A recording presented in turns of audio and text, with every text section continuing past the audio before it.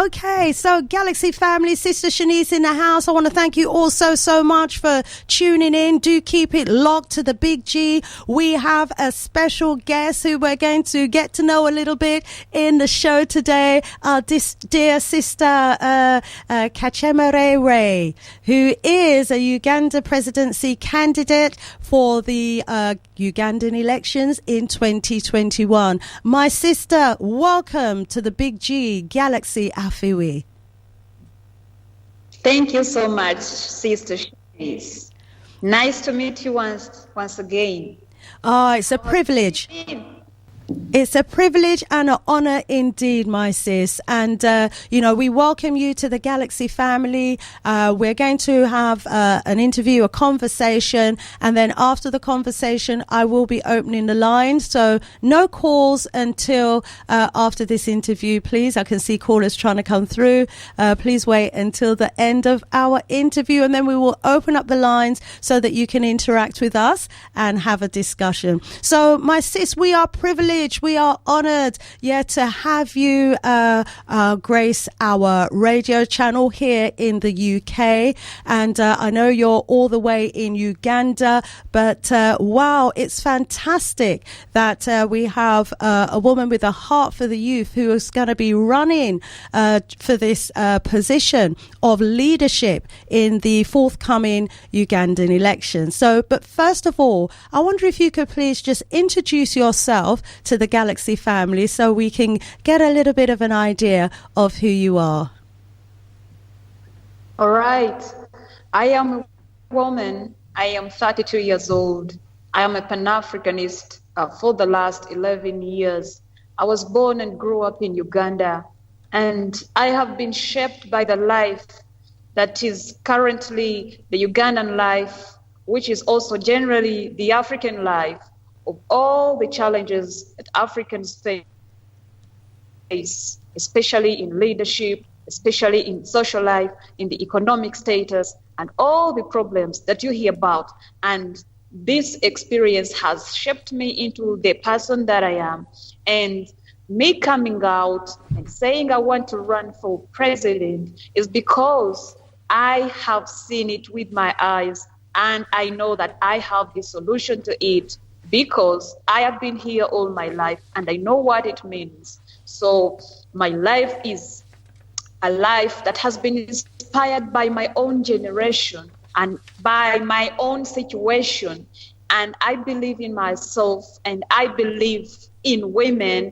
And I know that for this world to change, for all the change that we need in this world, the women must step up, because we are the mothers of civilization. We are the mothers of everyone. And if we do not play our part, our world will get out of our hands and will not have it anymore. So this is where I am coming from, and this is what I stand for. I love Africa so much, and I care about Africa so much. And for this reason, I want to participate and take part and contribute to shaping the future of Africa as a youth, because I am African. Beautiful, beautiful, my sis. And the youth are definitely the future.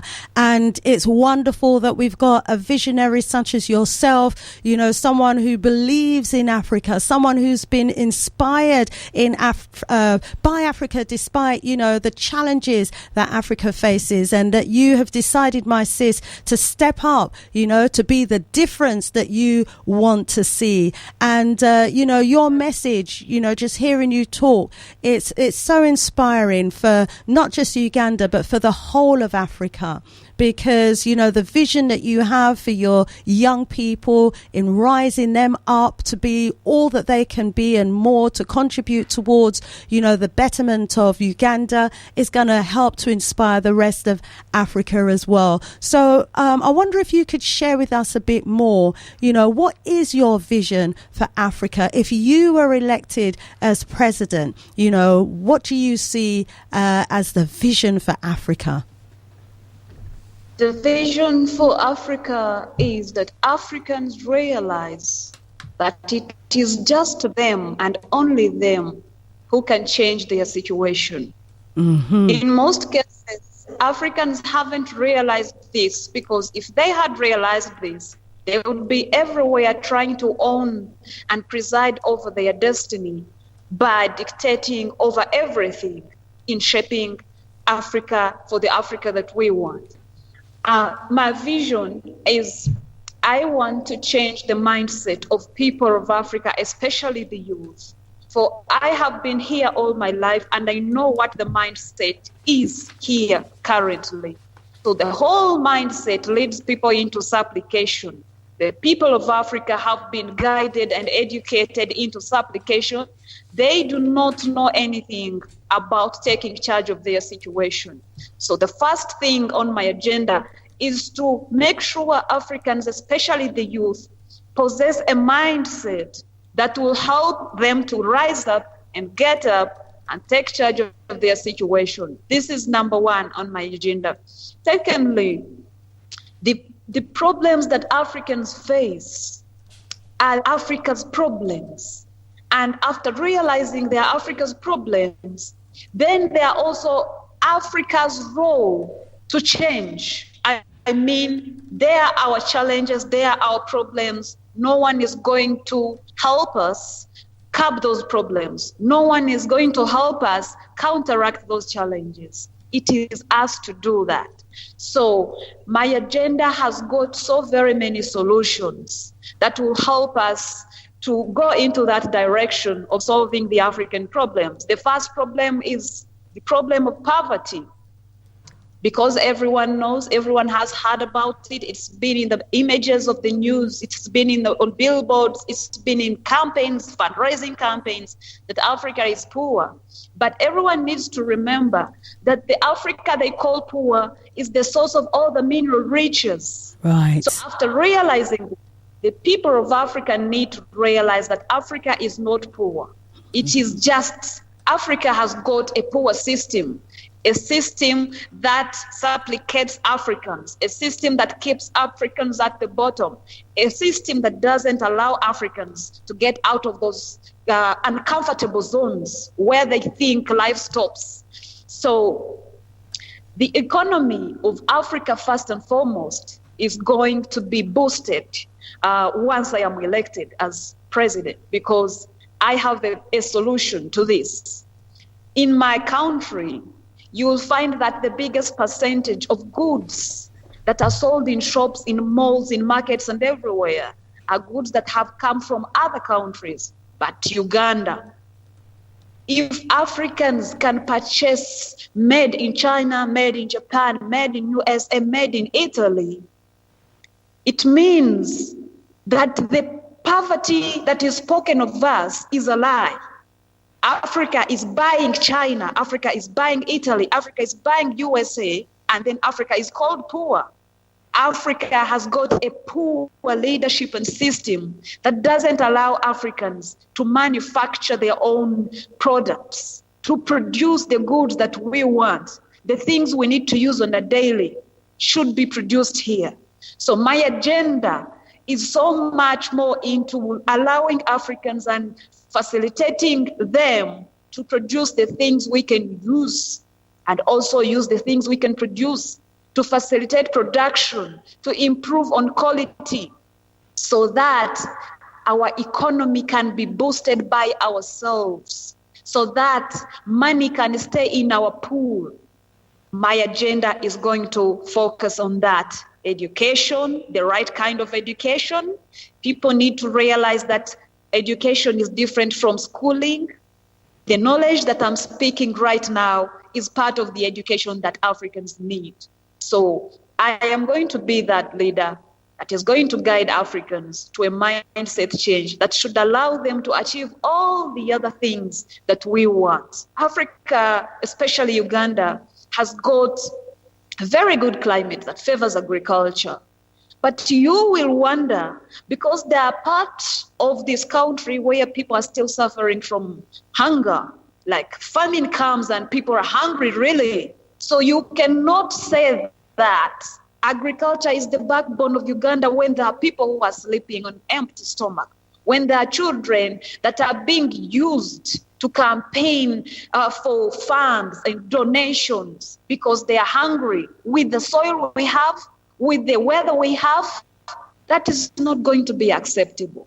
Africans are going to realize that all the solutions we need are here, right here. And the only thing we need to have these solutions enacted is the right kind of leadership that puts the interests of Africans before the interests of any other people. So this is the vision I have for Uganda, and this is where I want to begin. And my campaign is not the usual. It is not promising to do these things. My campaign is showing and guiding the people to do these things. So right through my campaign, we have got the action programs, and my agenda is Africa for Action. So as the people listen to speeches, as the people listen to all these great manifestos, my manifesto is asking the people to put some work in, and to start right now, because tomorrow is not promised. And this is how I want to guide the people through the campaign and after the campaign, until Africa and Uganda in particular can see a better future that we all crave to have. Beautiful and wonderful campaign mantra as well. Africa for action. And, I absolutely agree with all of what you've said there, my sis.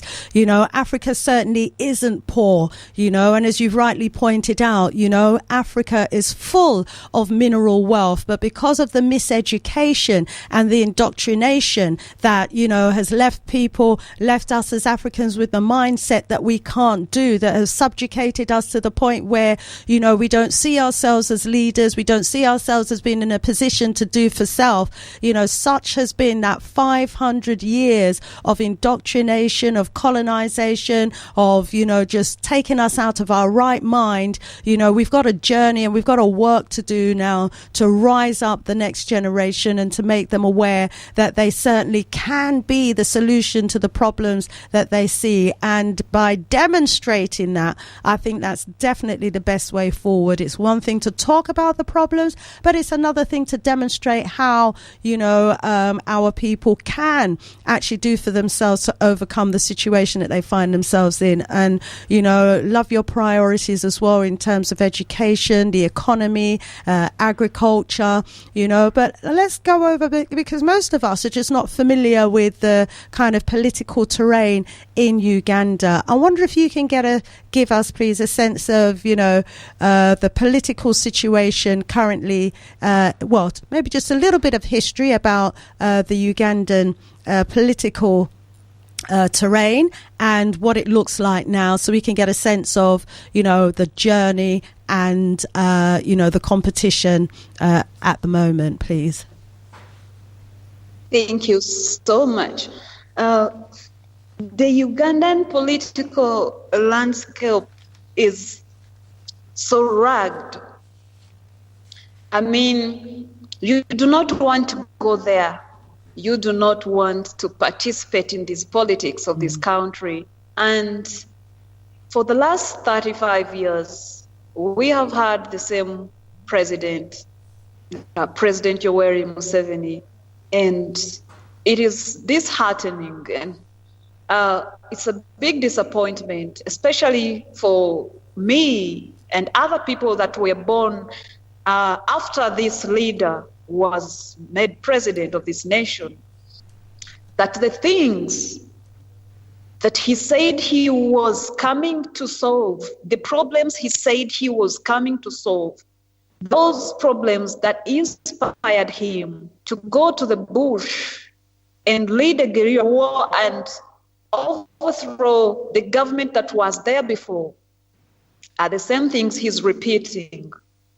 And for those of us that are woke enough, those of us that know how this system works, it is not surprising, because we all know that African governments, most of the African governments are still puppet governments. They are not independent as they say, because there's always interference from those Western governments.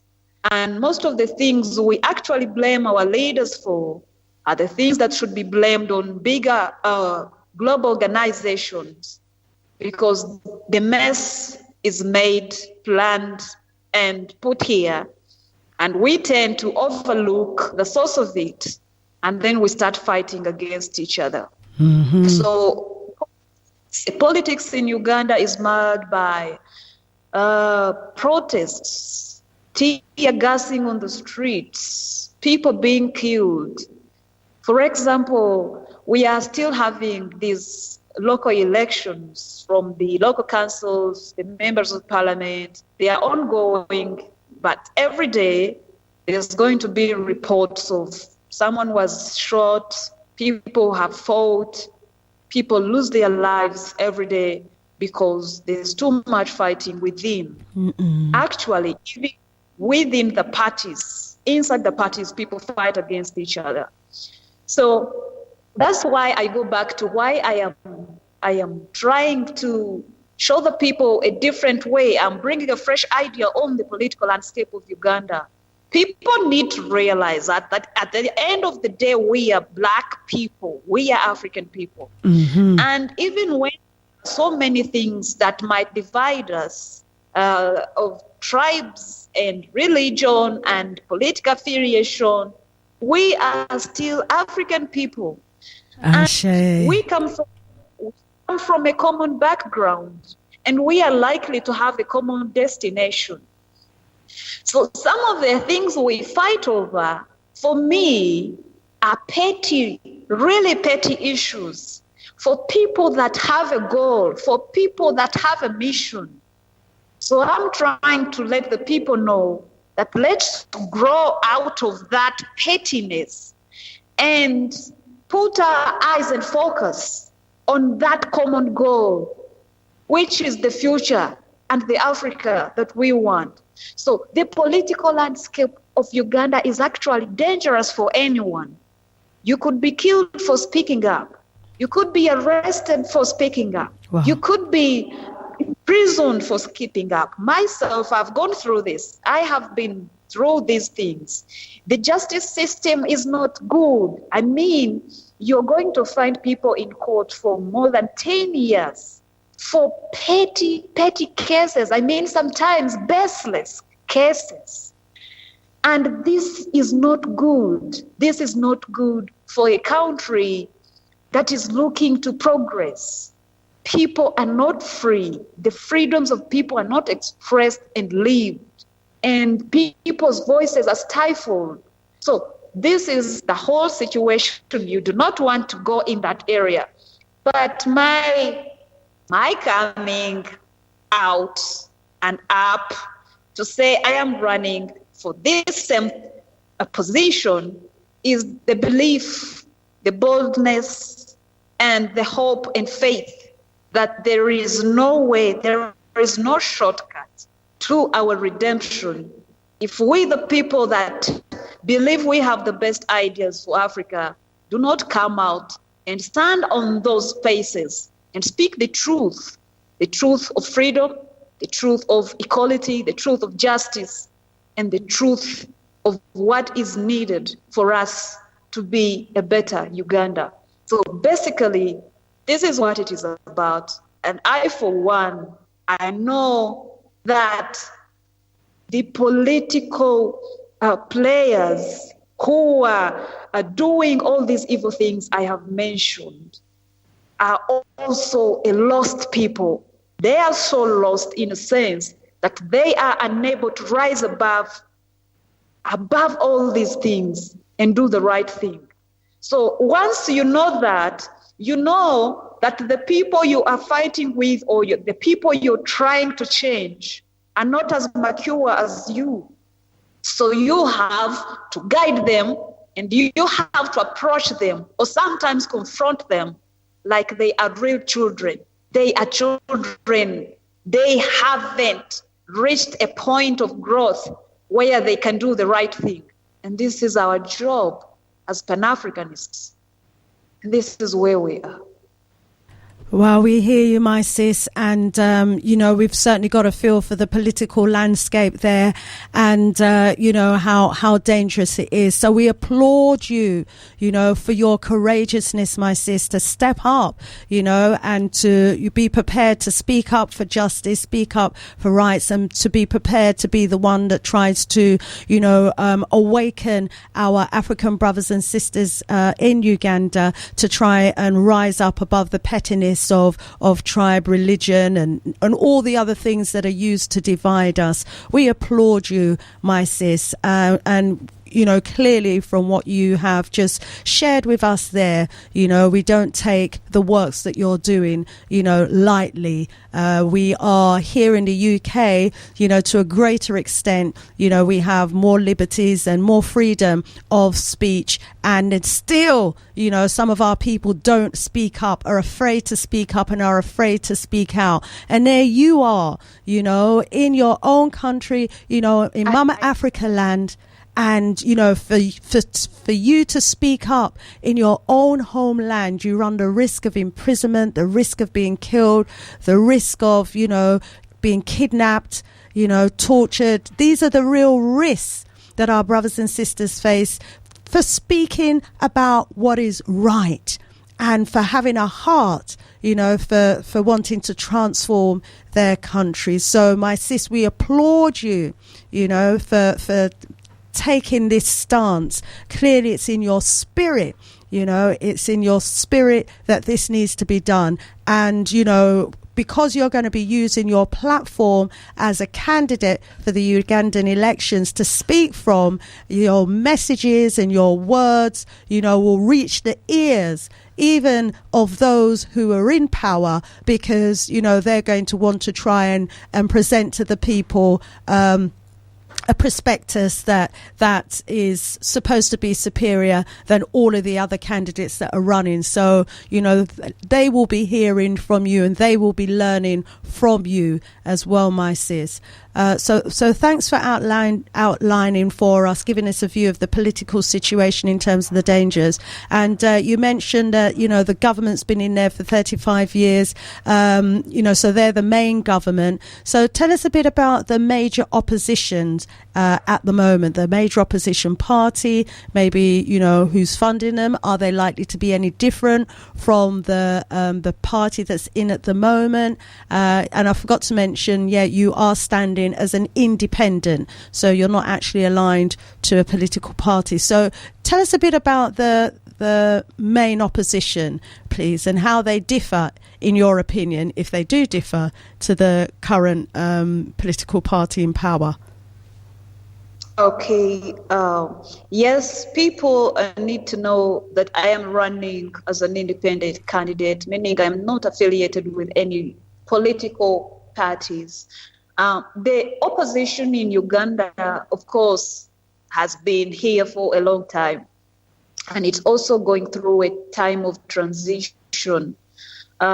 We had the Forum for Democratic Change for the last 15 years. That was led by Dr. Kizza Besigye. And right now, we have the National Unity Party, former People Power, led by Bobi Wine. And these are the same people. I mean, the people that are with Bobi Wine are the people that was with Dr. Kizza Besigye. These two political parties are still alive and well, and they are doing their best to change the leadership of the nation. But as I say, there is a big difference between doing work and speaking about what work you can do.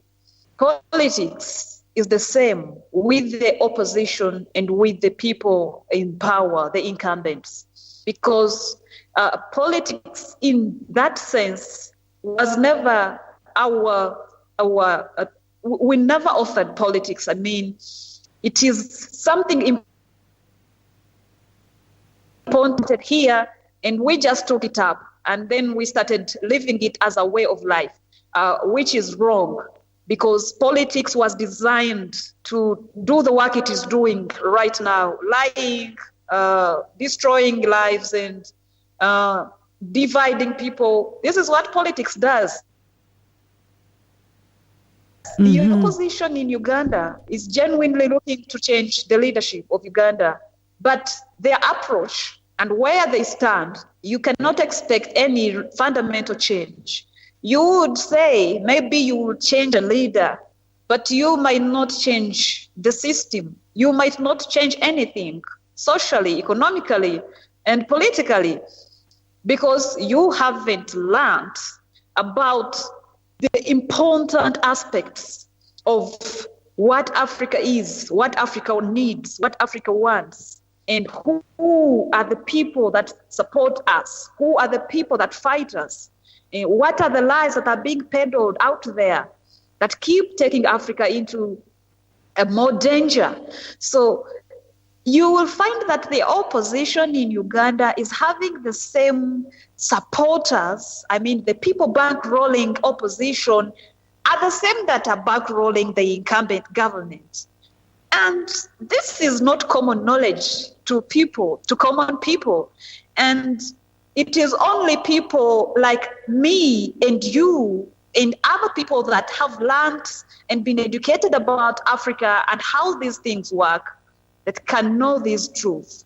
So you cannot blame them. They do not know better. If you are being funded and advised and shaped by the same people that are doing the same to the incumbent government, how different are you going to be from the people you're trying to fight?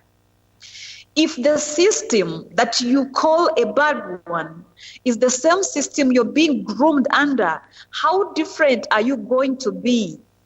If you're having to sign agreements and deals with the same people doing the same thing with the incumbent government, how different, what difference are you going to make? So this is the eye-opener for those of us that know this truth and those of us that care about what Africa is going to be in the near future. And people need to be careful. People need to be all ears, because where we are heading and the events that are unfolding, you can really see that Africa could lose in many ways. Because right now, the Chinese are starting to take our land. I mean, they are coming here and they are owning land here. The Europeans are doing the same. I mean, if you look at it, it's a new scramble and petition as was decades ago. So people need to wake up and shift the focus and be objective about what Africa wants. So the difference I have from the rest of the opposition is I am factoring in all these elements in my agenda. I mean, whether you are opposition, whether you are the incumbent, if you do not have the interests of Africans in the center of your approach, you are as good or as bad as what we all despise.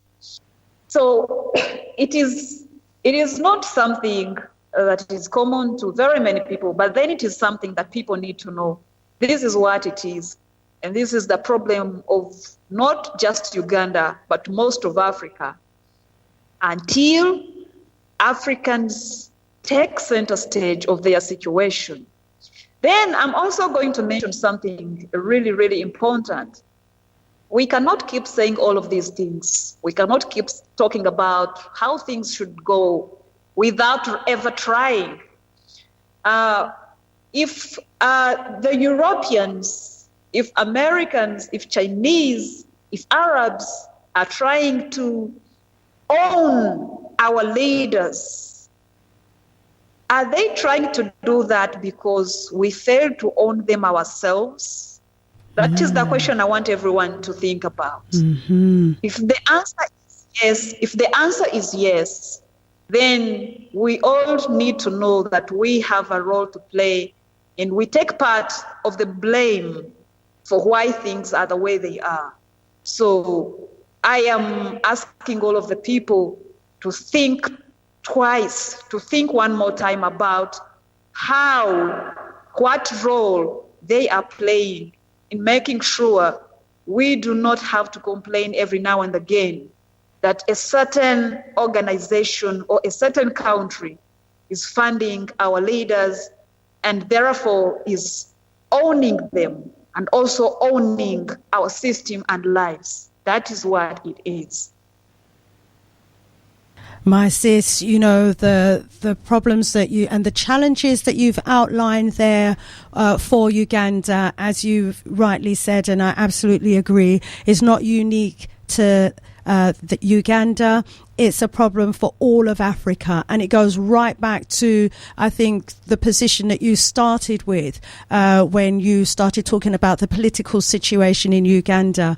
We inherited a system, a colonial system, and instead of Africating that system or putting it aside and then coming up with an African political structure that was going to work for the Africans and for the people, Africans simply continued to run with the political system that had been left in place by the colonialists, and that system is divisive by nature, and that system, as you said, is designed in such a way that it favors the capitalists, the big corporations, the outside countries with money that are prepared to invest, because then once they come in and they invest, once they set up their corporations and their institutions in your country, they then start to control, the leadership, they control the politics, they flood the political system with money so that they can buy the votes and buy the decisions,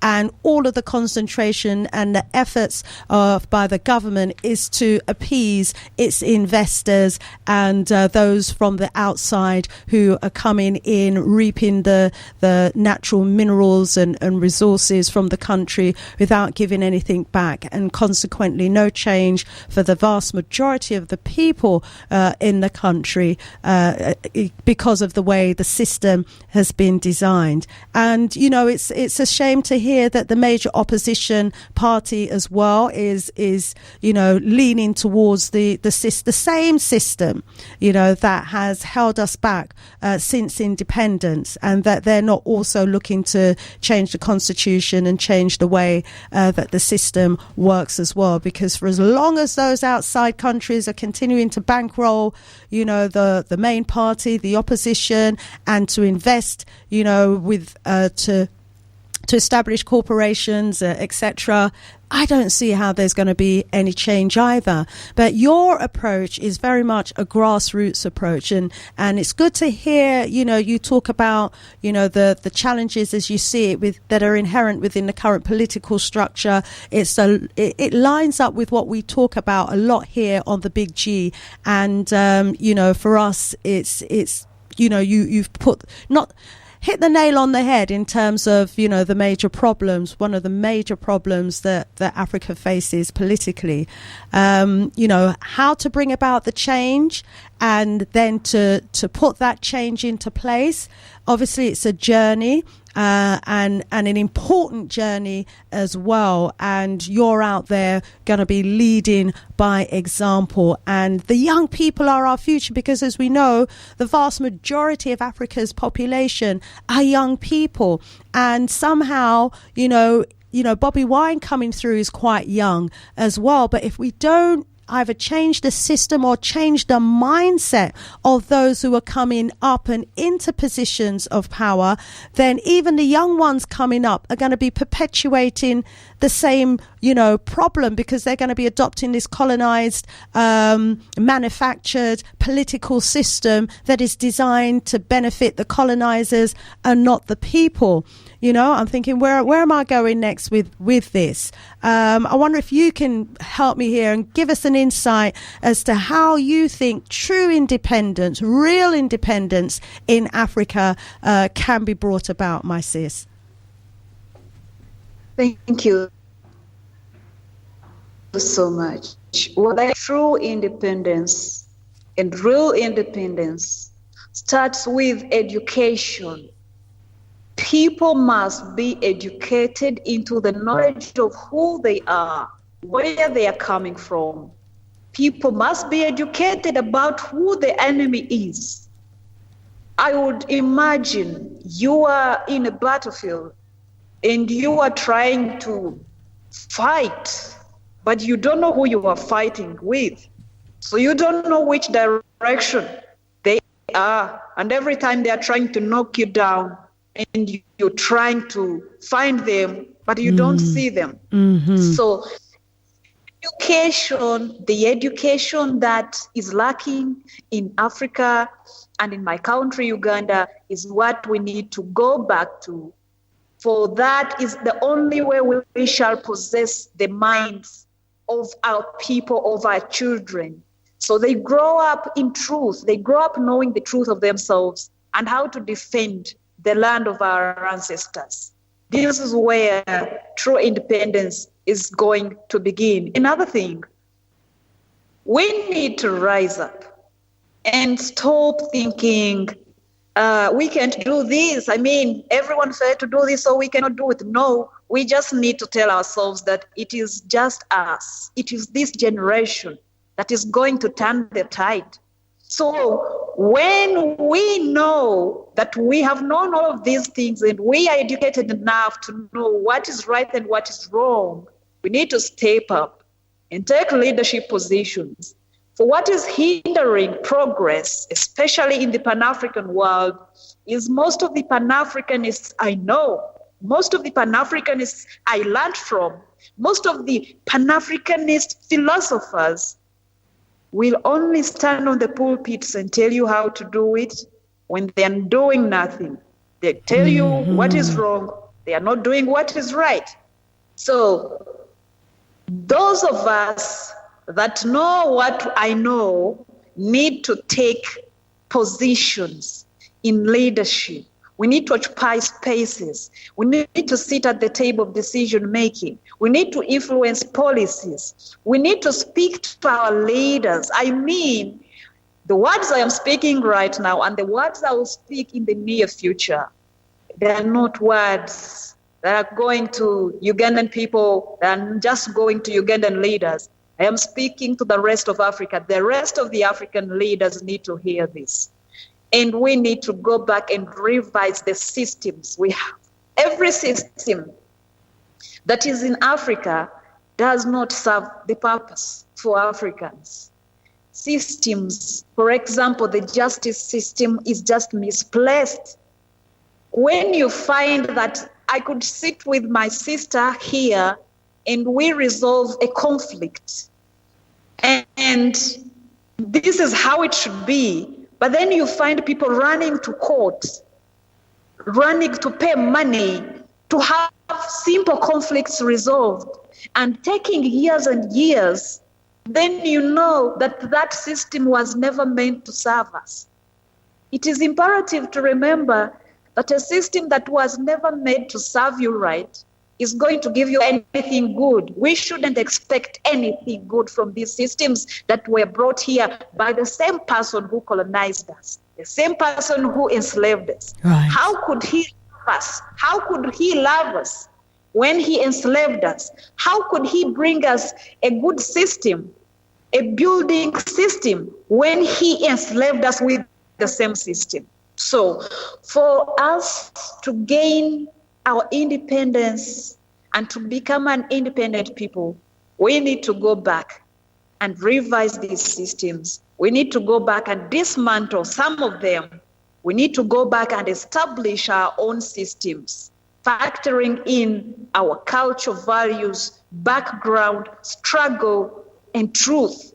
So many times I have seen people, when I try to speak these things, I get all the elites and philosophers trying to tell me you cannot do that.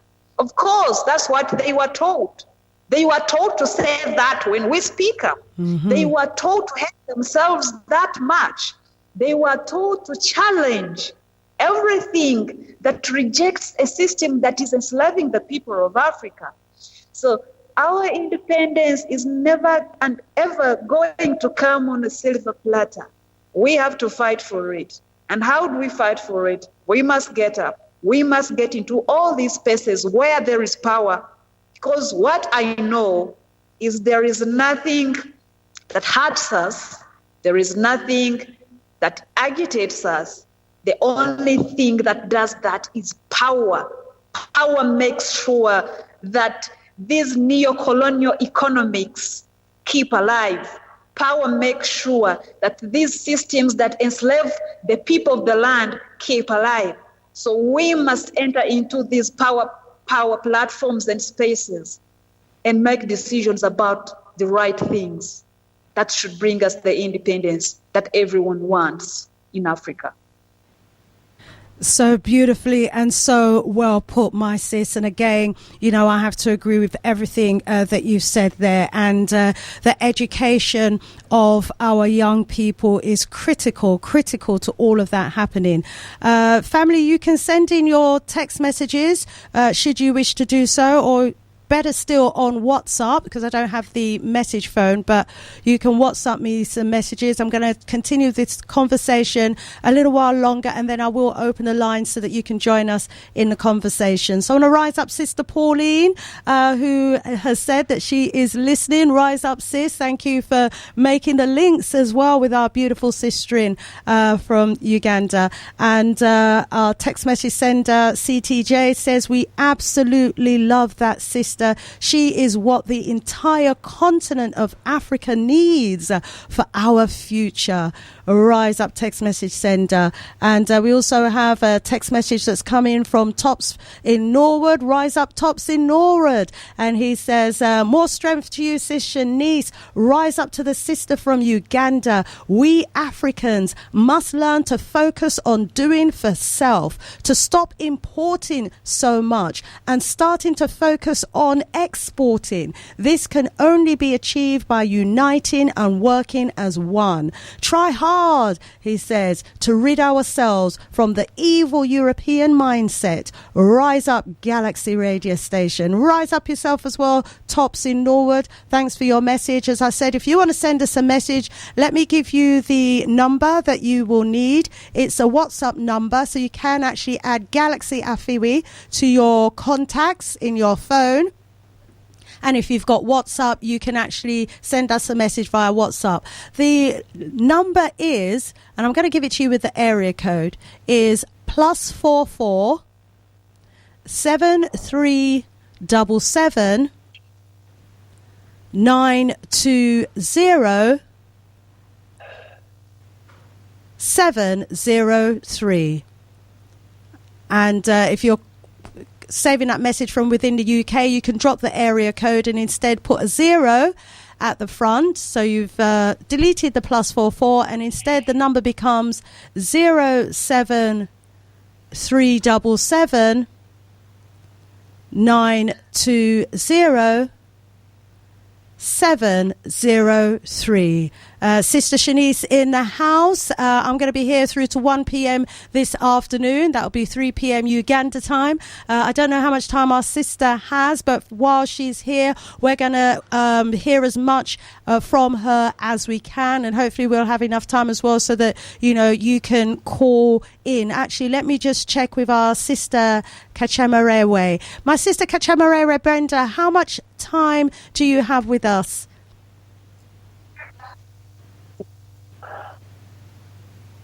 Oh, I have got other interviews coming up in the next 30 minutes. So I think I'll be here for 30 minutes more.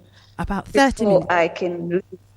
Okay, thank you very much. Well, in that case, I'm going to ask you just one more question, and then I'm going to open up the line so that our listeners can engage in a conversation. So, family, if you want to engage in a conversation with our dear sister, Katushemererwe, who is a presidential candidate for the forthcoming elections in Uganda, the 2021 elections, you can give us a call on 0207 193 0174. And if you're calling from outside the UK, the number is with the area code +44, okay? 207 193 0174.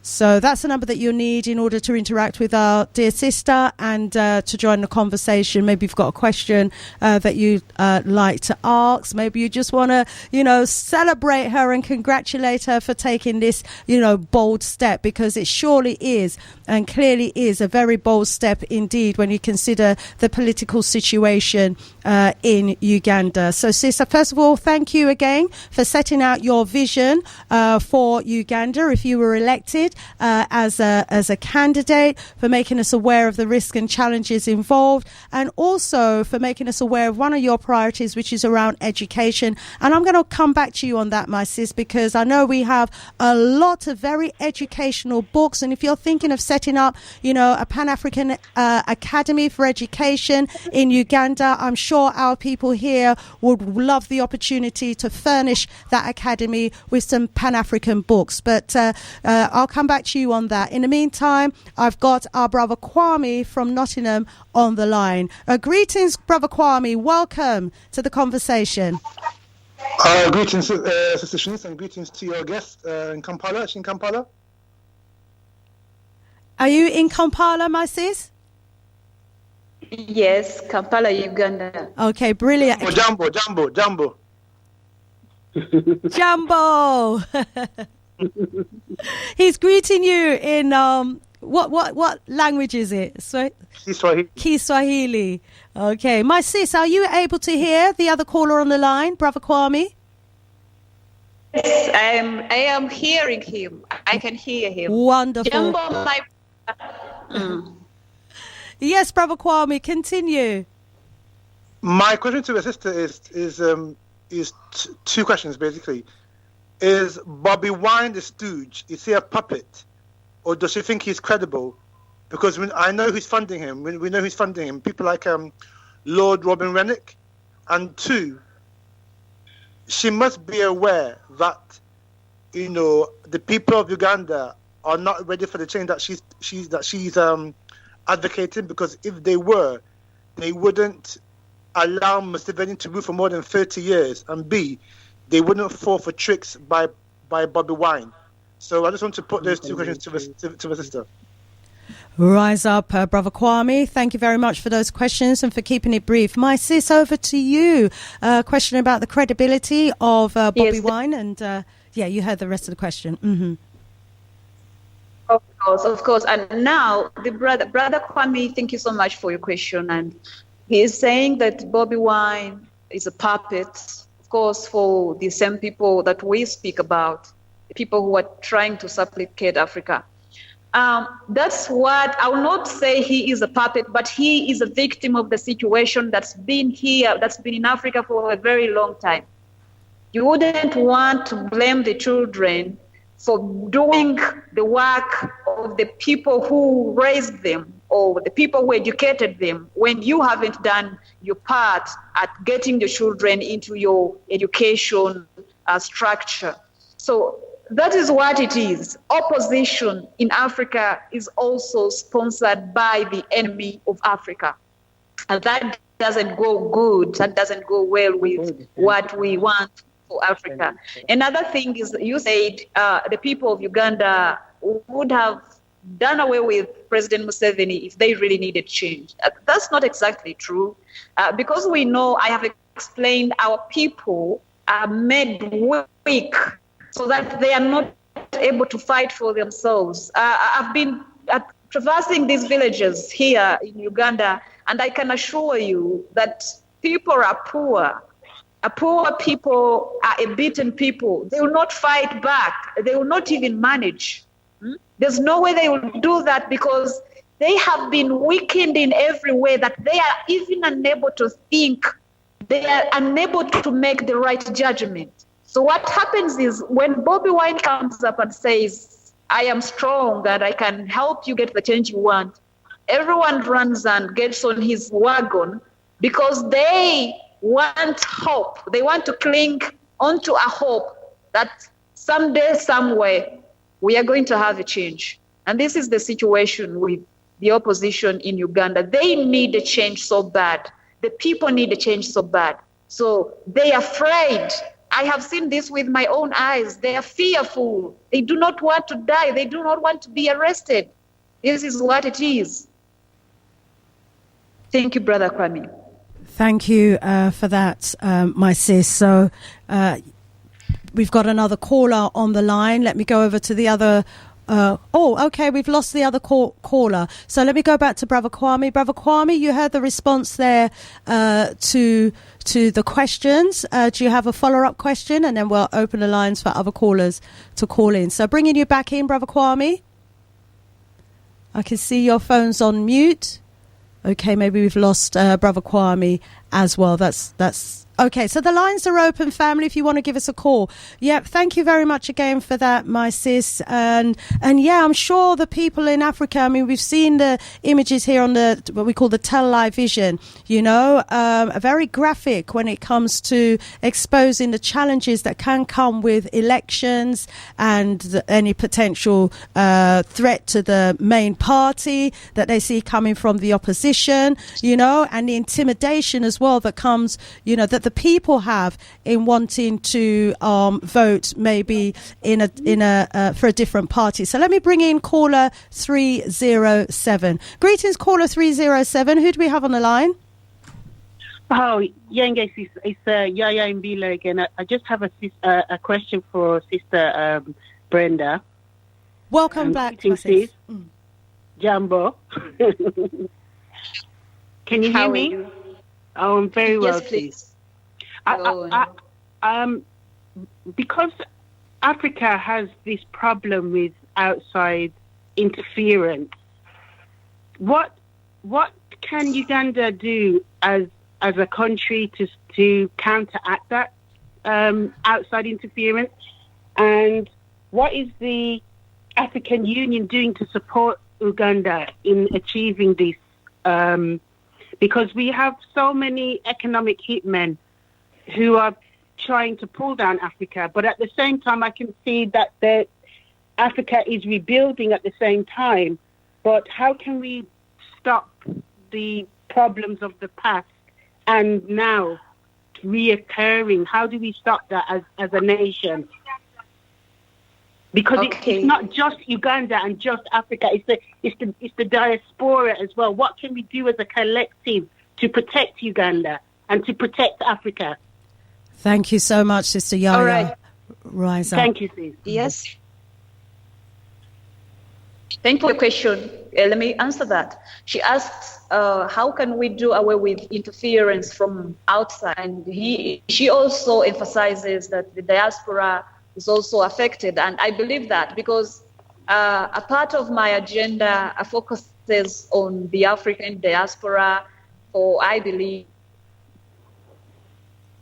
people stolen and taken away against their will are people that deserve a homecoming and they deserve reparations. So I have all my Pan-African life been focusing on the African diaspora. And I also believe our success is going to come when we have united with them, when they have been united with us. I mean, You do not have your children, and you do not lose your children from your house, and then you tell the people, I have a family, when your children are not here. We need you guys here. We need the African diaspora back home. So this is how we can do away with interference. First, we need our people that were taken away back here. Mm-hmm. Mm-hmm. We need freely. Number two, the interference is so much alive because we the people that have the power, the African power that that has the knowledge of what is right and what is wrong, have not been given a chance, or we have not put ourselves out there to help rebuild Africa and to help shape the leadership and also make decisions. We only allow the interfering bodies to give us leaders of their choice, and those leaders do the work as they have been told to do it. They serve the neo-colonialism purposes. So for us to do away with interference, what I said, we must step up and take those positions of leadership, decision-making, policy influence, so that we can make the right decisions. She also asked about the role of the African Union. Well, I am going to be very honest on this. The African Union is largely funded by people who are not us. I mean, they fund... Yes. Chinese. Yes, everyone knows this. I mean, not everyone knows, but we know. We know who funds the African Union is the owner of the African Union. We cannot count on the African Union. If we are to be truthful and honest, we shouldn't count on a body that is largely funded by the same people who colonized and enslaved and are still doing the same thing to us. So if the African Union is to be of any help to us, we must take it back to ourselves. We must own it. And now the challenge goes back to us. We have allowed everyone but ourselves to bankroll everything that we ask to help us. I mean, you turn to the African Union, you need help. You turn to your leader, you need help. You turn to your president, you need help. But you are never there to help those people. So whoever comes to their aid is their boss. And this is something you need to realize. This is the trick. It is very simple. So if I realize this truth, we are going to take the right steps and we shall get there. So, Sister Brenda, do we have what traditional models of governing the people is utilized in Uganda? Is it different to the parliament that is in Uganda now in the way that they process care for the people? Or do they follow traditional models, Ugandan traditional models of governing and looking after the people, or is it something completely different? Okay, sis. How do we implement traditional models of governing? Okay, brilliant. Thanks for that question, sis. I've got quite a few callers in the group. So after this response, please hold, Sis Yaya, and I'll just quickly get some questions from the others in the group. Thank you, sis. Thank you. Sis Yaya is asking if there's a traditional model of leadership, especially in the Ugandan parliament. It is not there. It is not there because it was never meant to be there and it was never designed to be there. So what I just said is we are the ones to bring back the traditional models that were washed down very, very long ago. And these models can be rebrought back and redesigned and facilitated to work for us. I'm going to give an example. When the genocide in Rwanda had just ceased, there were many, many millions of disputes there that needed immediate judicial system to help solve the conflict that had ravaged the country. So in that time, there was no government, but the Rwandan people introduced a justice system called the Gacaca. In a very short time, before they had a real government back, they solved very many cases. They solved very many conflicts that I think courts would not have done in a short time as they did. So much as we tend to minimize our cultural justice system and everything, we know at the back of our mind, we know that those systems worked. So we need to bring them back and facilitate and support them because that is where our answers are going to be. So when you talk about parliament and realize that we have communities, we have communities, and that's our leadership should start. Yes. So now you have a big parliament here with hundreds of people who are not speaking for their communities. And you have communities in agony because a system that was separated from them, a system that is meant to subjugate them and supplicate them, is somewhere doing the work of the person and the people who enslaved us. Rise up, my sis. Thank you so much for that response, and Sister Yaya for that question. I'm just going to go into the group because there's a few callers on the line. Bringing in our brother Call. Thank you, Yaya. Thank you. You're welcome, my sis. Rise up, brother Call Grant. How are you doing? I'm doing great. Rise up, Sister Shanice, and rise up to that beautiful sister. Rise up to all, everyone else on the line, and absolutely rise up to the Galaxy family. What a beautiful sister. As I texted in earlier on, she is what the entire African continent needs. And sometimes I'm not sure if we're listening or listening to what is being said, because the sister has made clear, as we all know already, that the system in place on the African continent at the moment, throughout the entire continent, is a system left in place by our colonizers, and that's what is needed to change, and that's what the sister is standing for. And there is no point in going into any battlefield or battle or whatever with a mindset that it cannot be achieved, that what you set out to do cannot be achieved. So although we acknowledge this and that, etc., it doesn't mean that, okay, because that door is there, we're not going to try and open it, we're not going to try and knock it down, etc. We're not going to do. Change begins with first and foremost with the belief that it can be done, and then action. We cannot stand by. So what this system needs is support, not only from the people of Uganda, but from us right here in the diaspora. And that means, and I'm saying this with a pledge from my heart, that even if, as she's standing as an independent, if we are interested in starting somewhere with a voice that we all know she'll need for her courage, for her boldness and courage, she needs protection. So we need to make sure the eyes of the world is on her, so that these people don't try to do anything untoward to silence her, to get her out of the way, because they don't want what's in place at the moment to be disturbed or interrupted or interfered with, etc., etc. They don't want change. We're the ones who want change. And so we need to make sure that she's protected. But also, if necessary, that she remains independent, we offer to fund her as well if that's necessary. So I didn't really have a question. I just wanted to rise her up and say we love you, and you're just beautiful and courageous, and we stand firmly side by side with you. And we're looking and hoping for that change. But even if at the first attempt it doesn't, we can't become despondent.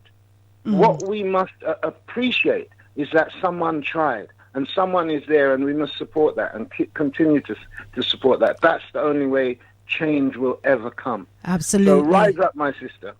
Absolutely. Thank you so much, Brother Cor, for those comments of yours. And just ditto everything you said. Sis, we stand side by side with you, and we'll look into how we can support you, how we can, make sure that the eyes of the media remains on you as well, to help protect you. Got another caller in the group, and 661, greetings. Who do we have on the line? Oh, hi, Sister Shanice here. Is Kai here from the Diaspora channel? Oh, rise up, Sister Kai. Welcome to the Big G. Thanks so much, Sister Shanice, and thanks for what you are doing. I just want to applaud the sister, I think Brenda from Uganda, for her great ideas, and just to assure her that, we are already believing what she says she's going to do. And us from the diaspora, we have to do our possibly anything we can do, like, the brother just said, to support this sister. Yes. And like-minded people like that on the continent. Because, like he explained very, very well, the systems have been there for years. So people that even want to come and bring change, if we are not careful, those same people will hijack them, and though they want to do something good, we are not going to see those change, because the people that are actually going to sponsor them, support them, finance all the things they want to do, they end up going to be the same people that don't want anything good for our continent. Right. So it's so good for us to, to want change, to talk about change. But if we find someone that we know that this is, one of the people who've been waiting for. Let's not just be happy about the idea and sit back. They need our help. They need our support. They need us to put things in place to protect them. And that is very, very important. So for the people that think, okay, I'm not from Uganda, but I'm from a country called Togo, and we had a president there for 35 good years. And when that president was there, all that time is not like we Togolese, we didn't fight, because I hear the same argument on my platform, like, oh, people are not doing enough.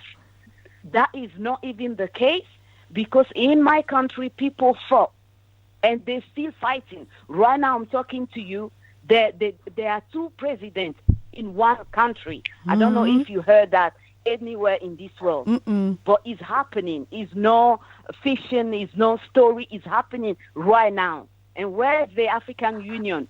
Did you guys hear anything about a country called Togo that is going through what I'm saying now? They are there. Where is the ECOWAS? They are there. So it's about time we understand that we can't trust, all those fake hypocrite organizations, but it's about us coming together and put our money at the right place to support the right people.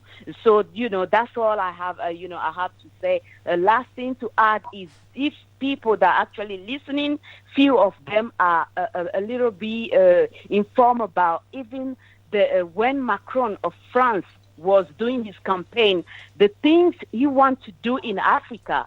You guys know, like, there are lots of Africans in France already. He said great things, like the sister is saying. Some people will come with great ideas. Some of them is not like they don't want to implement those things. But as soon as, they are elected, and the people that were there show them, the template, this is how things run, guess what? They start following what they told them to do. So we really, really, really have to support the right people if we don't want the same thing to happen over and over again, just with different faces. So that's all I have to say. Rise up, my sis. Shanice, for what you're doing. Rise up, sis Kai, and look forward to your interaction later this evening on our YouTube live channel as well. And we'll have to invite you on just to talk about Togo as well, so we can, see what's happening there and how the diaspora may also be able to support. So keep up the great works on your diaspora channel, my sis. One love. Thanks one so love. Much, one love. Okay, let's quickly go back to the board. We've got Brother Julius and then Brother Ade. But just before I bring in Brother Julius, let me quickly mention a couple of text messages. This one's from Sister V. It says, morning, Sister Shanice. Trust you are well. The sister gets my vote. But as usual, when people get into power, they change. But like what she is saying, could you ask the sister, how would the sister be able to influence Uganda's education system in the way that is more African-centered, knowing that outsiders are able to influence Uganda? My brother, put your phone on mute, please. Let me see if I can mute it here. Yeah. So that is... so what can you do to make sure that the education system is more African-centered, knowing that the outsiders are able to influence Uganda and other African countries' educational system? All right. So, my sis, do you want to take that question before we go to the other two callers? Yes, please. Wonderful. This is the point. This is the point. People need to realize there is a big difference between schooling. Once you know the difference, then you choose education over schooling. Schooling is a system that trains people to help themselves. I am talking about the schooling everyone knows. Trains Africans to help themselves, trains Africans to trust white people, trains Africans to fear, trains Africans to stop believing in themselves. But once there is an education system, it can absorb these arrows and very strong rays that are coming from the schooling system that are shaping our children. So she asks how I am going to be able to put up an education system.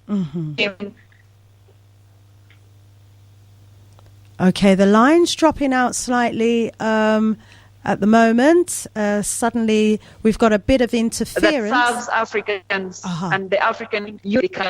So what happens is, once we have this power, once we have the authority, we are able to change the curriculum. We are able to put our own curriculum on the schooling system. We are also able to set up education centers in every community to teach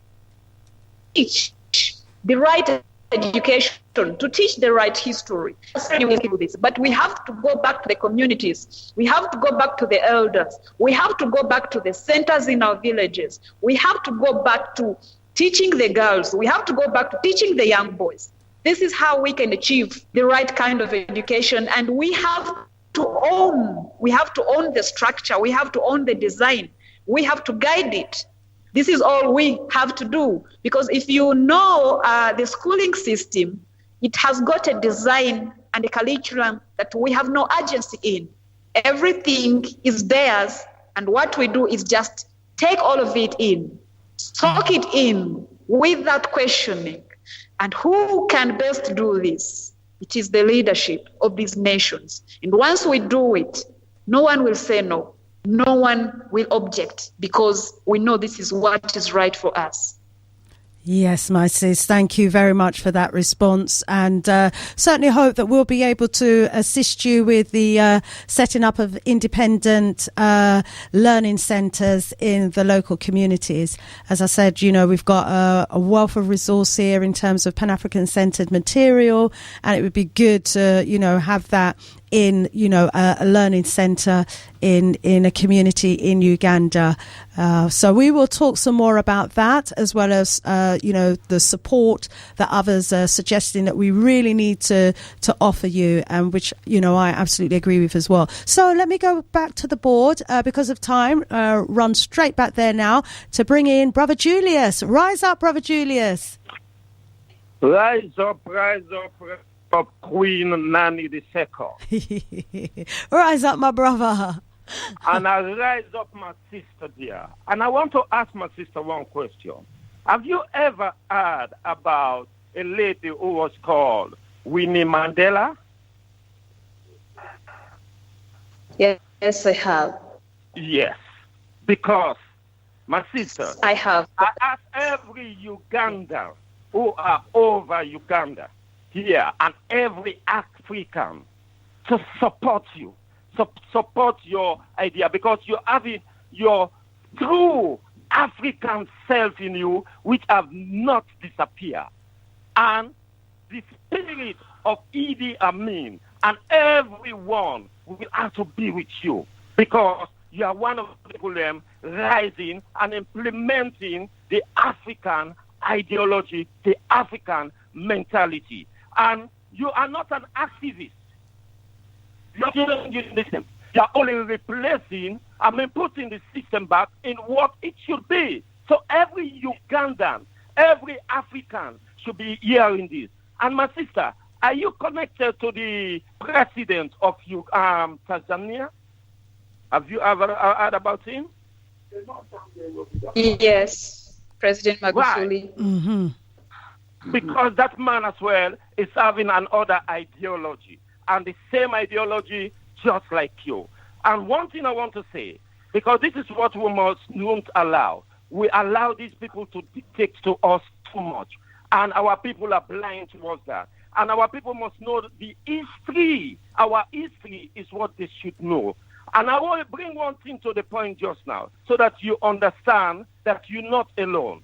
Right now, when I listen to a news in England here, I understand that Barbados, right, have said to the British, the Queen, that they don't want the Queen to be their leader anymore. Barbados have already done that. Mm-hmm. It was on news, and it should still be there. So if anyone wants to know, this is it. So this is the same movement my sister is making, that we have to lead ourselves. We have to rule ourselves. So every Ugandan, you must follow this sister. And sister, I am behind you 1,000%. That's my word to you. That's what I come to give you. Rise up, my brother. Thank you so much. We'll have to set up a GoFundMe or something so that we can, get some funds to the sister. But, I'll have that discussion with herself and Sister Pauline afterwards to see how we can support.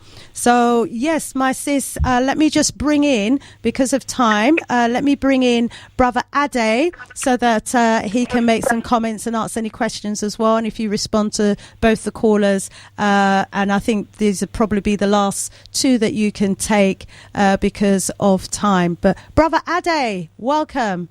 Oh, sorry, and Brother Kwame, I'll allow you to come back as well, and then no more calls for the sister because she needs to rush off to other meetings. But Brother Ade, welcome to the conversation.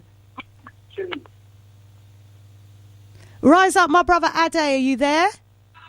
Yeah, I'm here. Can you hear me? Ah, yes, hearing you now, my brother, loud and clear. Welcome to the Big G. Yes. You okay? I'm very well, my brother. Please go ahead. Well, let's not just, the last caller mentioned Nelson Mandela, yeah?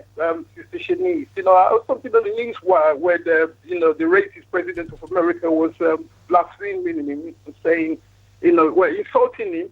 But you see, I have to agree with him, even though I'm not a Trump fan. Let's not make a mistake about that. He said that he destroyed the South Africa. He never did nothing for black people. Are you far from truth, Sister Shanice? Oh, yes, he did. One of the main issues for me personally, everything all your correspondent have talked about, I agree with it. It's a land issue, Sister Shanice. You go to Zimbabwe, it's not as cut and dry as what you're telling us. The land is still, look, they're compensating white people for the land. So everything Mugabe has done is because this is madness. It doesn't tally. You just go to a lack of African people gullibility. You do not compensate for something that belongs to you. You don't do that. Do that. This is the first thing. I agree with all the political system that's put in place in our continent is wrong. But you see, there's certain part of Africa, things are still running on a daily basis. I'm in Lagos now. It's the chief who rule the roost down here, the Oba, the traditional Oba. They're the one who rule because they're the landowners. We don't answer to the government in Abuja. We don't listen to them. We got our own personal autonomies. We negotiate and carry different autonomies. We don't listen to white people tainted, institutions. That's not conducive to our development. We go with the roots. Sister Shanice. We go with the roots. Oh, yes, we do. And quickly, the sister was from Togo. It used to, before the European carved off our border, Togo was actually part of Yoruba land. Yeah, it's part of the Yoruba. It's part of our entity. From where I am, it's less than 2 hours drive to Togo. As we know, they cut through communities, cut through ethnic groups, and when they sliced up Africa, and as our sister says, this is another scramble for Africa that's going on. Sister Pauline, you mentioned that there is a GoFundMe page. Please let me have the details so that I can put it out there. Thank you, Brother Ade. I'm just going to bring in Brother Kwame and one more text message, and then I'll allow the sister to kindly wrap up, and I don't want to keep her longer than she's got time for, because she's been very gracious all morning with her time. So thank you, Brother Ade. Brother Kwame, did you have a last question for our sister, or a final comment? Brother Kwame? Can you hear me? Yes, hearing you loud and clear. All right, so the question I had for the sister is basically, being a Pan-Africanist, we have the Indian problem, and the Indian problem is that these people are bloodsuckers, and they've been allowed into the country, or they were in the country for a long, long time. I know Idi Amin got rid of some of them, who now live in Leicester in the UK, but a lot of them still live in Uganda, and are bloodsucking the economy, have no respect for our people, and and are making a lot of money on the backs of African people. How does she intend to deal with the Indian problem? Thank you. Thank you very much. Okay, my sis, over to you. Thank you. I'm not getting what he means by the Indian problem. What how is it a problem? Can he elaborate on that? Because all I know is we have a big Indian community in Uganda, and they are really treated well. I don't know how a problem it is to Indians or to Uganda. Brother Kwame, do you want to come back and qualify your question? So what? Yeah, I qualify my point that, I use Ghana as an example.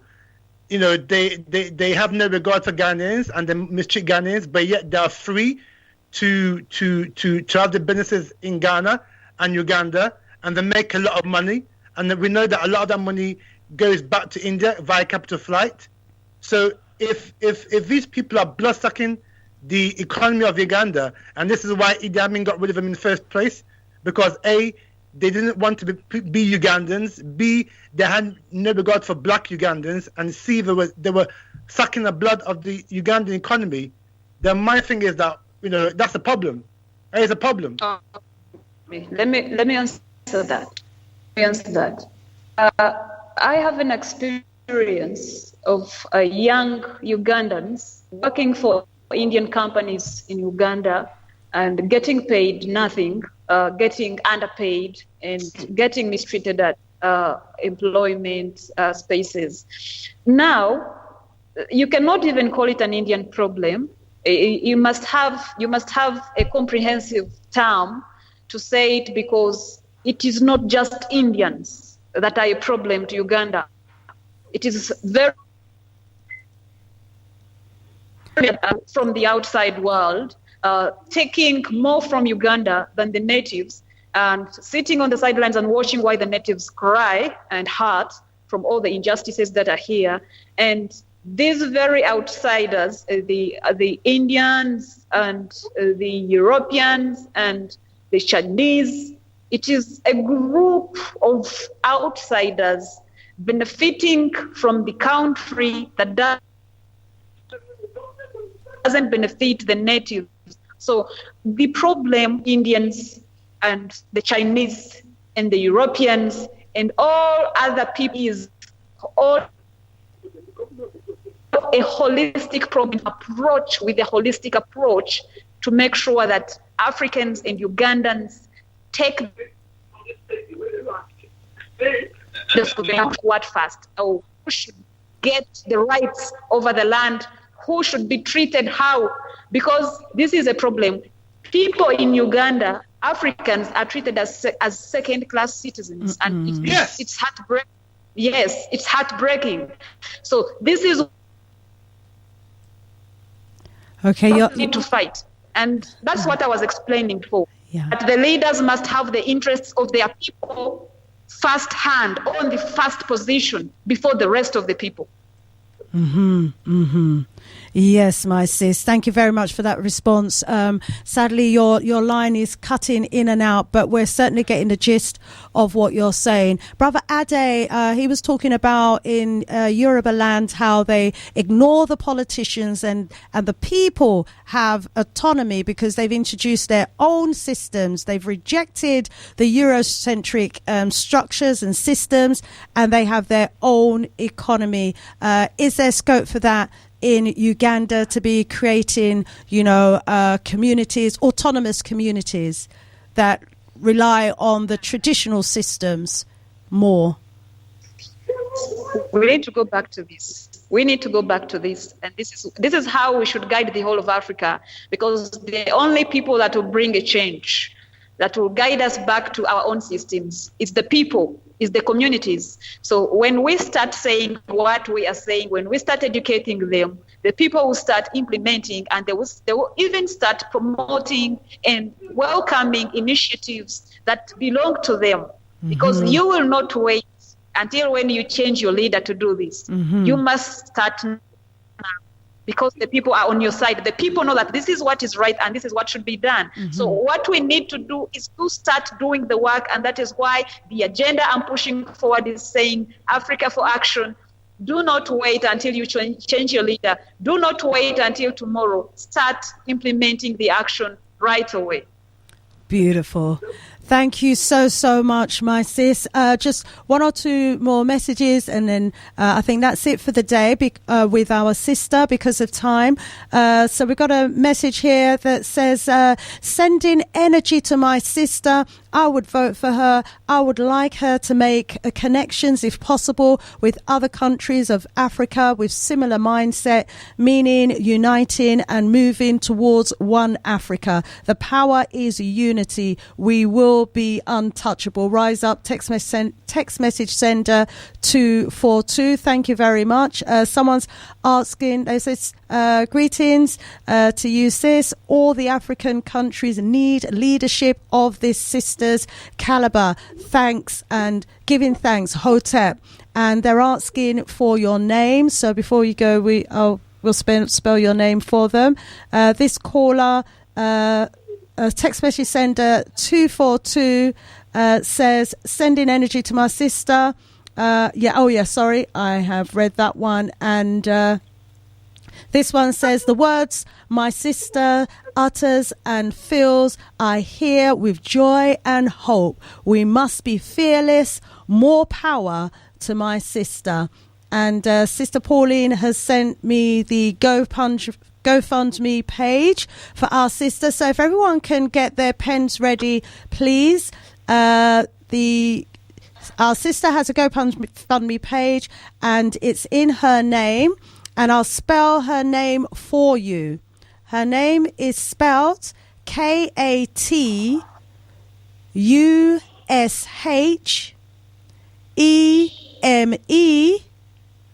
Brenda.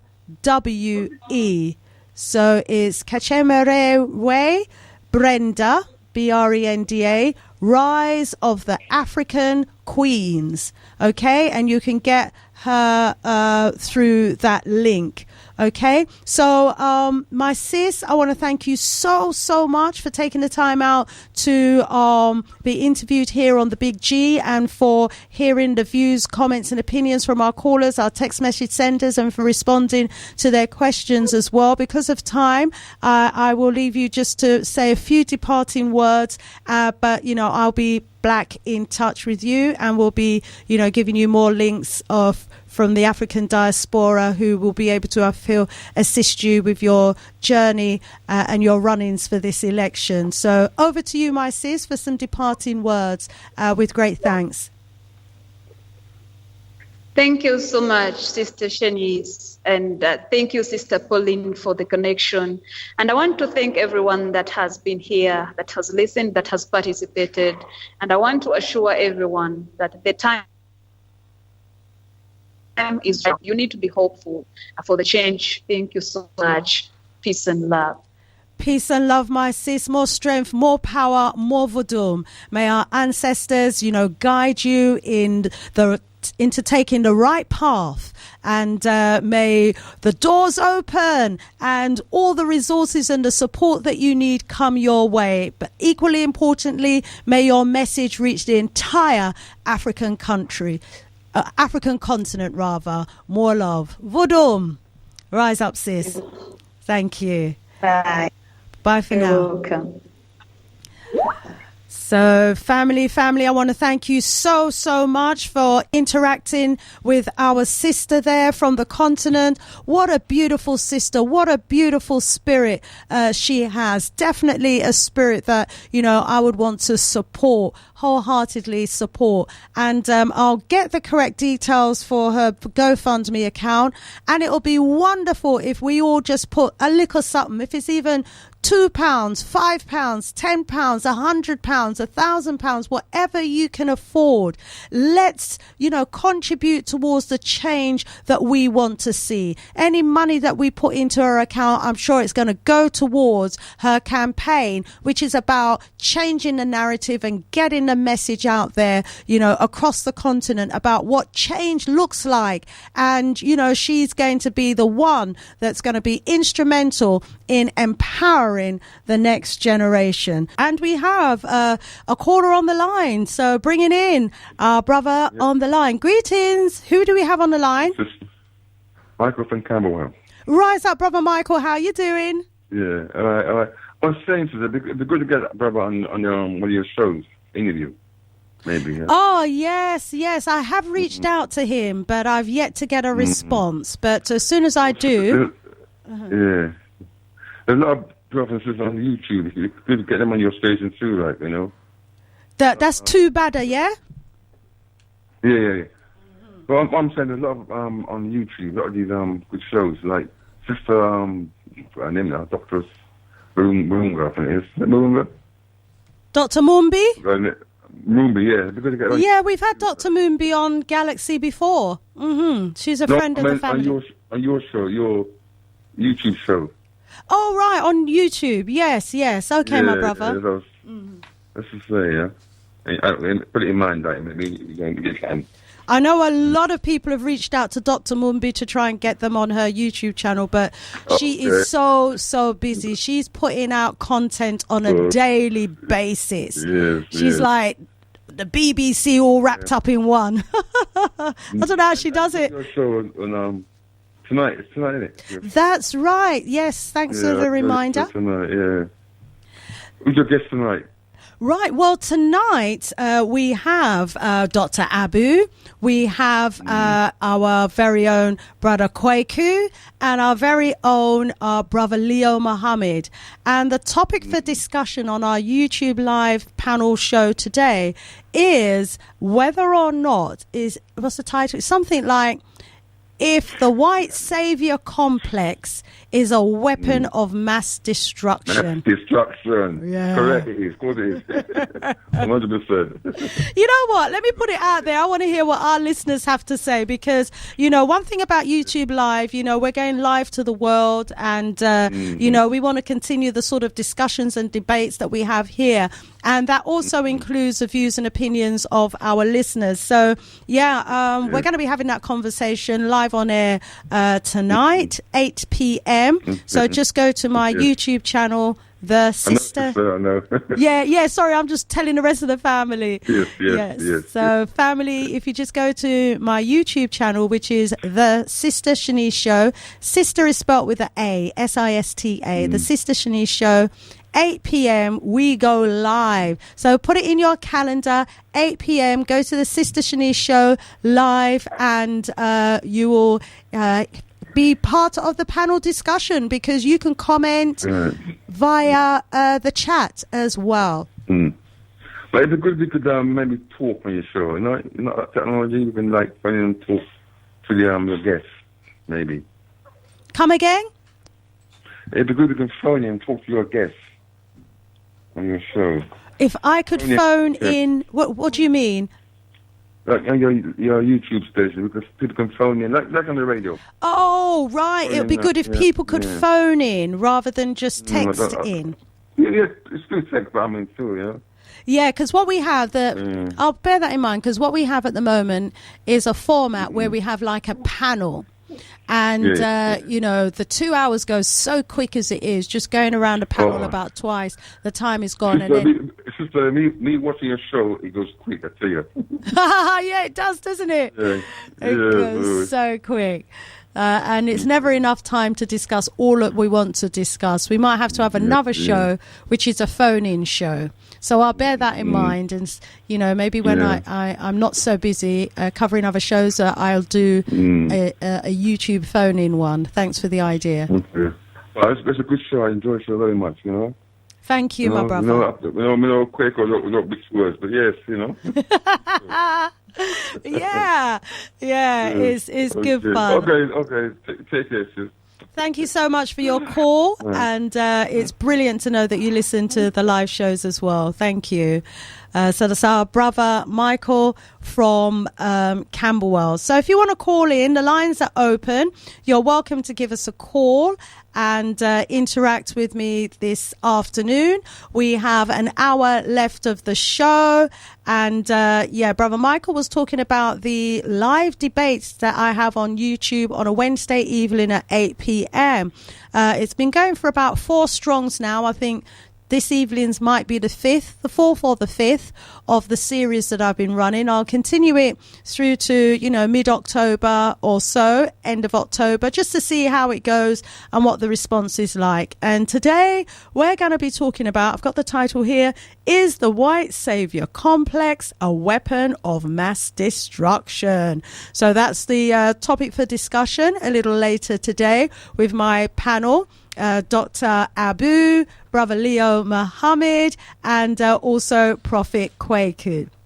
So certainly looking forward to that conversation. Dr. Abu's just walked in the house. Looking forward to the debate today, Dr. Abu. Yes, my sis. Yes. I did. You have your guests from Uganda. That's right. Yeah.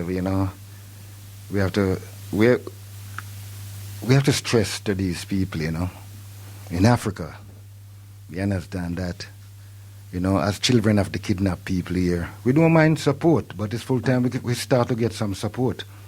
See it, We're talking about election, are we in the manifesto? See it. I'm not playing this romantic game, So we have a right. We have a right as children of the kidnapped people to go back into Africa, and we should not depend on you beg nobody. You understand? I'm telling you. Agree. I'm not. We are in our 50s, 60s, going up to 70s, 80s, and the question then that our children are asking us, we can't dig our head in the sand and not answering them. So we're asking these questions to all of these government and ministers and all of those. What are you doing to support us?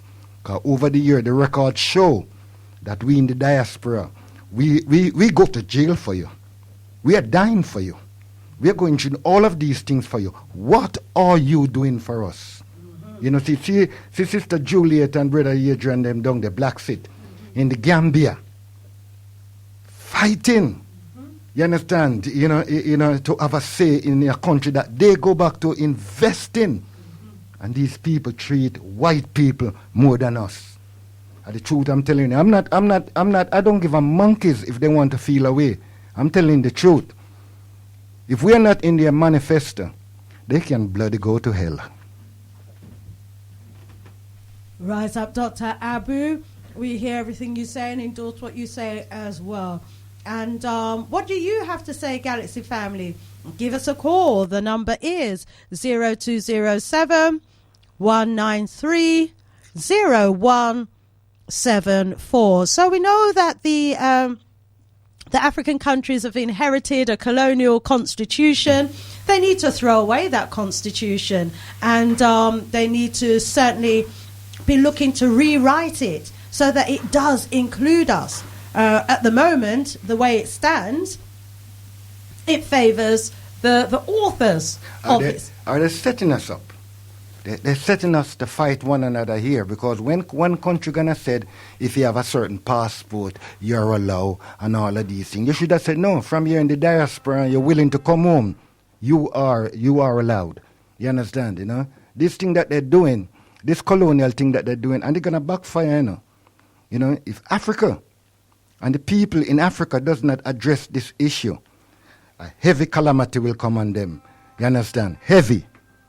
Rise up, Dr. Abu. If you want to give us a call, Sister Pauline, if you want to give us a call, let me give you the correct number that you need to ring in on. The number that you need to call in on is 0207 193 0174. Not the WhatsApp number. Please call on the live line number. Okay, don't call on the WhatsApp number, call on the live line number. So we've just had a presentation from an Ugandan candidate, and Dr. Abu is saying, we support our African brothers and sisters on the continent. We support their presidential efforts, but they need to also support us. Are we in their constitution? Now, I think I did hear the sis say that she wants to work in partnership with the diaspora. She values the diaspora. She recognizes that we were the ones who were kidnapped and taken away from the motherland. She recognizes that it's important that we have a partnership, that Ugandans and the Africans work in partnership with the diaspora. She made that clear that is part of her vision, and obviously she would need to rewrite the Ugandan constitution in order for that to happen. So, but you know, what are the other African countries doing? Let's bring in our caller on the line, caller 307. Greetings, caller. Who do we have on the line? Oops, wrong. I just want to respond to Mbuta Abu, yeah? And I feel his frustration, and I know his frustration. Mm-hmm. But we have to remember we're in a spiritual war, and the Eastern African community has been fighting for years to come together, and it's coming together.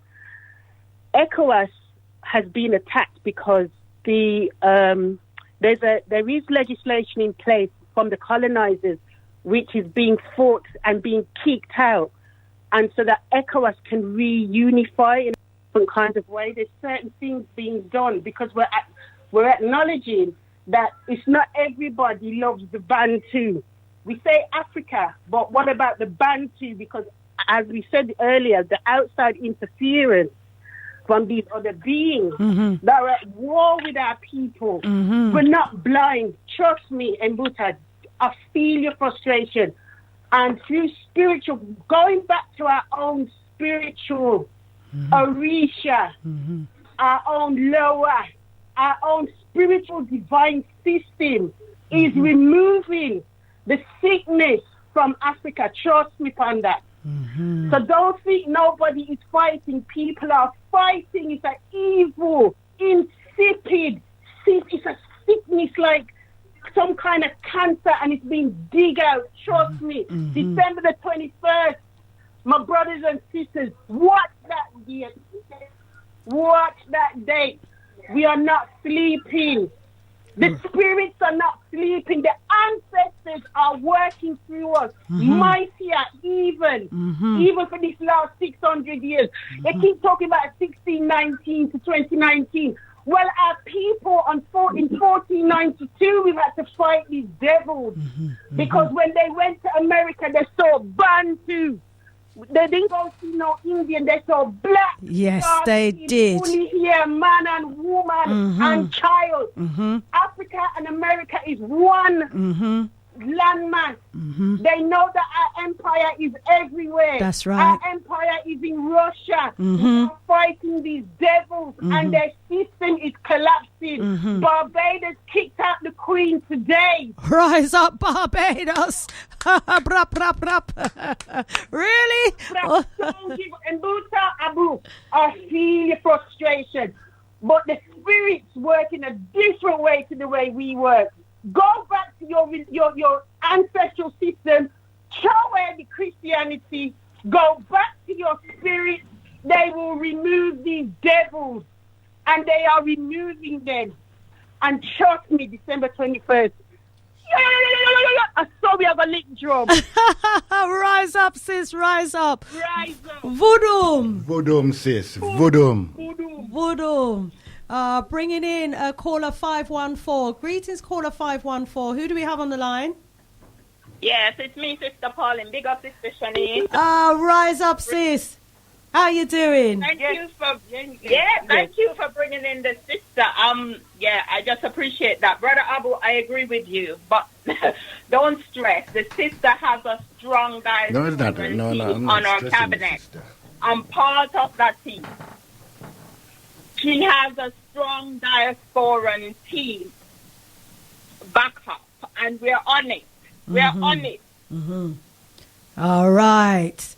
Thank you so much for that, Sister Pauline, for letting us know. And, you know, this is the position, actually, that we've got to get ourselves in. You know, we have to be the support network around these presidential candidates, and we have to be their advisors. We heard her talk about the advisors that the other candidates have, that the opposition candidate has, that the incumbent elected government has, and advisors around them are the Wazungus. So obviously the Wazungus are going to give them advice that's that's going to be in the interest of their people, of their businesses, of their corporations, of their ability to come and go, and they're going to try and restrict that African country's ability to do business with itself and to promote itself, etc. So we have to get in there as advisors, and I think she was saying this, we have got to come off the fence, and we have got to get into positions where we can help and support. And I want to rise you up, Sister Pauline, for doing just that, for getting into that position where you can represent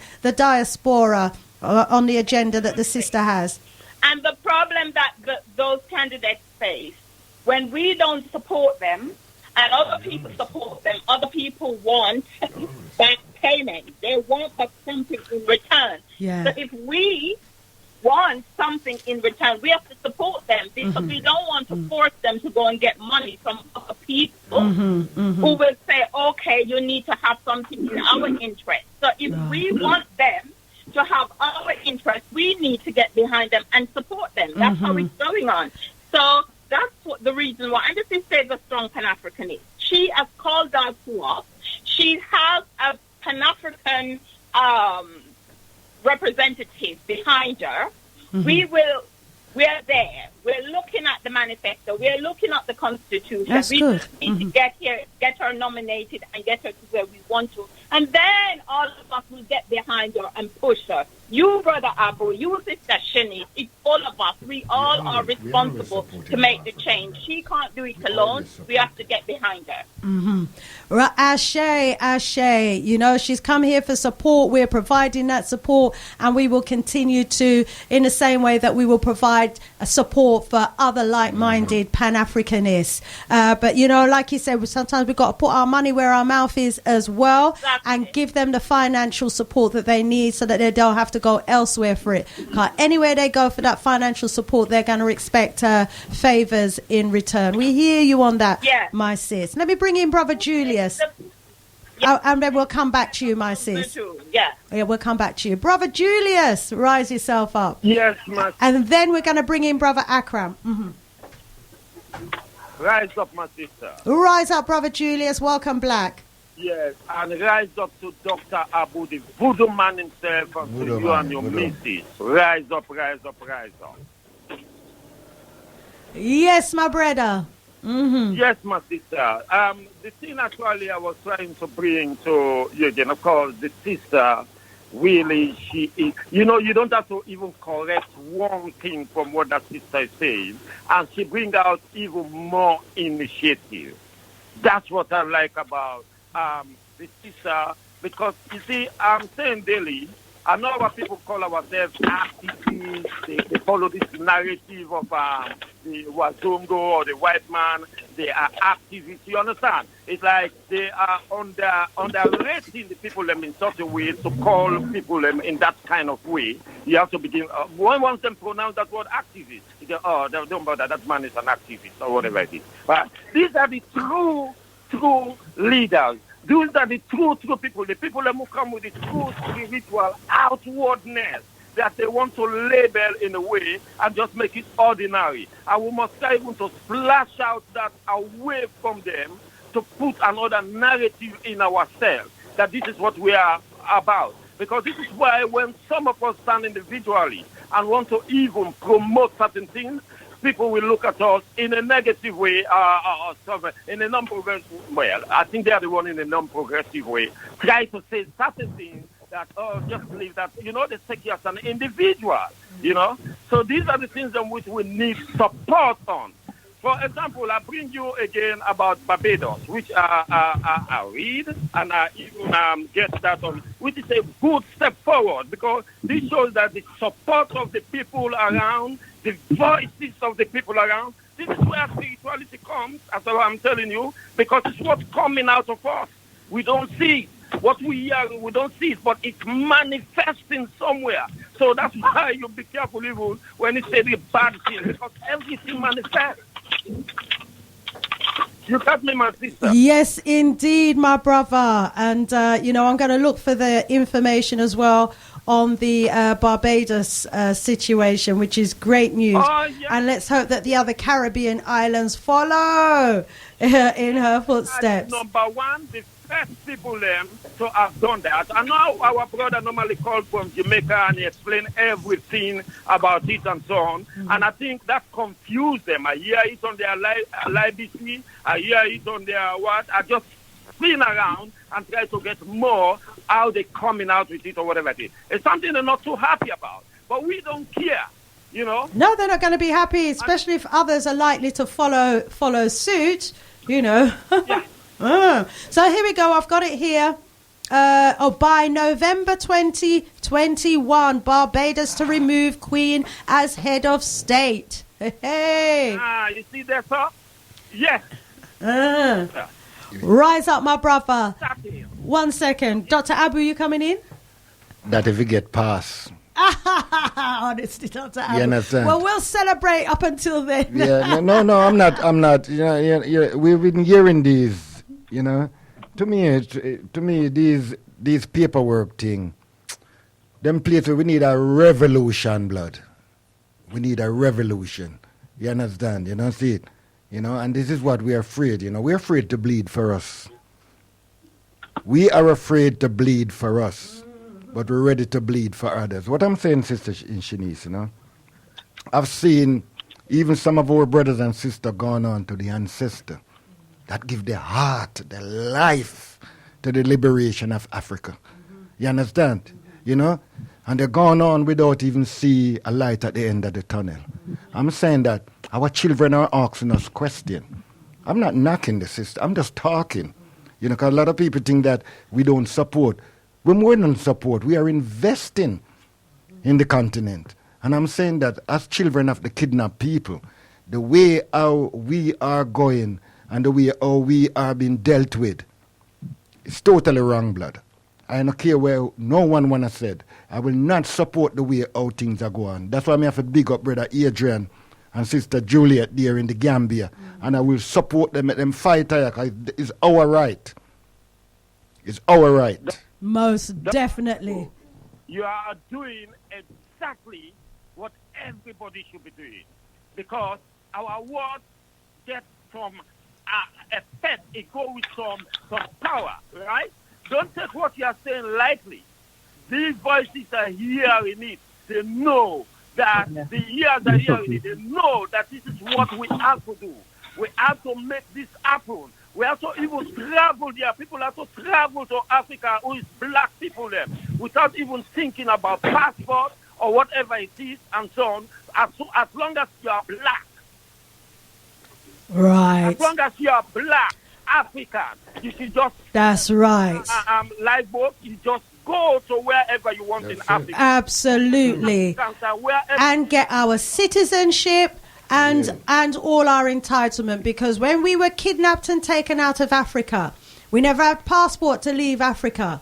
You know, we left behind our land, we left behind our family, we left behind any business that we were doing. We left that all behind. And it would be ideal if we got to the point when we decide to make a particular African country our home, we're offered citizenship, we're offered a resettlement package, and we're offered the support that we need to get off the ground. Because, you know, if we get that, it's not going to be just to our benefit, you know, and woe betide on those who just want to go out there for their own benefit. And woe betide those who want to go out with their condescending attitude and look down on the Africans, you know. But support to those who want to go over there to uplift, to embrace, and to, you know, work in partnership and in collaboration with our African brothers and sisters. Julius, hold it there for me, my brother. Let me bring in Brother Akram, who we also have on the line. Rise up, Brother Akram. Grand rising, my sister, and grand rising to Dr. Abu. Grand rising. Rising, my brother. The Galaxy family. Yeah, you know, Dr. Abu mentioned something, and I'm very much supportive of that. But then I want to take it a little bit further. Because we should be demanding some money from these people. True. Whoever wants to go back. I remember many years ago, Burnham in Guyana said to the government here when Enoch Powell was carrying on with nonsense, that to give us money and send us to, you know, and let us come to Guyana if we want it. And I wonder if the African countries are asking these people to do the same thing. Whoever wants to come back, They should be given money to be able to say, look, give people their money so that they can come back home. Right, a good, decent resettlement package. Absolutely agree. This is what governments like, Zimbabwe ought to be arguing instead of wanting to pay, the former invaders, the descendants of the former invaders, and instead of wanting to give them land, they should be giving us land. On the continent to do the farming, etc., etc. Absolutely agree with you on that, my sis. And I'm just looking at the article here, and I'm just mindful that the Governor General, the Barbados Governor General, Dame Sandra Mason, is in the picture here. And she said, the time has come to fully leave our colonial past behind. And, I'm just noting that she's a woman as well. I've got to big up some of these women who are out there at the forefront for change, because we do have a situation and, not casting any aspirations on our men at all whatsoever. But, when it comes to the women, we look after the family. We are we look after the community and the household. Not suggesting that all men don't. Of course, some men do. Like brother Dr. Abu, prime example of a man who looks after the family. But we have too much man rather than ready for spend their money for look after the family. One buy big this and big that to show off upon them one another. And that now gonna make it, because seeing where them stay, if they're in business, is the same way they're gonna stay if in government. So we need to rise up people with a heart for the people, a heart to want to uplift the people and to remove, all of those former colonial instruments that are holding us back. But let me go back to Brother Akram, then I'm going to bring you back in, my sister Pauline. Brother Akram. Yeah, can you hear me okay? Loud and clear. Yeah. So as I said, that to me is something that we should also be bigging up these governments. I mean, those governments should be basically coming to these Western governments and say, well, look, you kidnap our people and, you take them out from this place and any of them wish to come back, to the package we need to be giving back to these people, whoever wants to return. Just like as I said that Burnham did ask Britain to do when they had issues with the people who's coming here, and Burnham said, "Look, give them money and send them here because we have lots of land here." I agree, but that's something we would have to lobby for, and that's something we would have to argue for here. In the UK, but I like the idea of a repatriation package, and and I think we should be able to maintain dual citizenship as well, because we, not all of our family is going to leave with us, and we have to be able to come and go as we choose fit. Yeah, rise up, Brother Akram, for reinforcing that point. Let me go over to Sister Pauline, then I'm going to bring in caller 661. Black at you, Sister Pauline. Okay, thanks, Sister Shanice. I agree with you. It is not really up to the African governments to lobby this government about us getting reparations. It's up to us here who want the money to lobby these governments to say pay us to go back to our continent. But what I'm saying is we know that the African leaders who are in power now on the continent, they're there because they've been funded by the West to carry out Western agenda on the continent. And what they want the natural resources of Africa for themselves. What we're saying is, we know what they're up to, and I agree with Dr. Abu that the time has come for us to stop fighting our own people on the continent to say we want citizenship so we can live in peace and do business as anybody else, as any other citizen on the continent. But it is what it is. It is a colonial system. And the only way to change that is to get behind people who represent what we represent and support them to get there. It makes no sense we're complaining and saying we want the people who the Western people are paying to be there to, carry out our wishes or to put our agenda at the top. We're not priority for them. We're not. The people who pay them, whatever they want is priority. So what we have to do is to support somebody like Sister Brenda, who says she's running on a Pan-African agenda. She's called in quite a few people from the diaspora. She said, we want you to be part of our team now and when I'm in office. And it's up to us to get there and say, this is what, for our support, this is our expectation from you. And that's what we're doing. I think it's a brilliant model, actually. The program, I was trying to call in on your program to bring up that, to ask her that question so she could answer it. But unfortunately, I was very busy. Sorry about that, my sis. But yeah, I think that's a really good model because there's a lot of young people out there on the continent who have the potential to be great future leaders. And we have got to support them in that journey from where they are to that office, that leadership office, and as you say, to make sure that there is that overstanding that when they get there, they will fulfill, their obligations and their responsibilities towards us as a people. And that's precisely what the Westerners are doing, making sure that they fund the main party and they'll fund the opposition, to edge their bets either way. And that's how they do it. Let me bring in Dr. Abu, and then I'm going to go back to bring in a new caller in the group. Rise up to Sister Pauline and the other rest of people on the line, I'm not fighting the system. I'm fully supporting, what I'm saying that when the young people ask us questions, we must be able to give them answer. You understand? Yeah. So what I'm saying, the European them get a more prodigal son treatment. They will even kill the fattest calf when they should have killed the damn prodigal.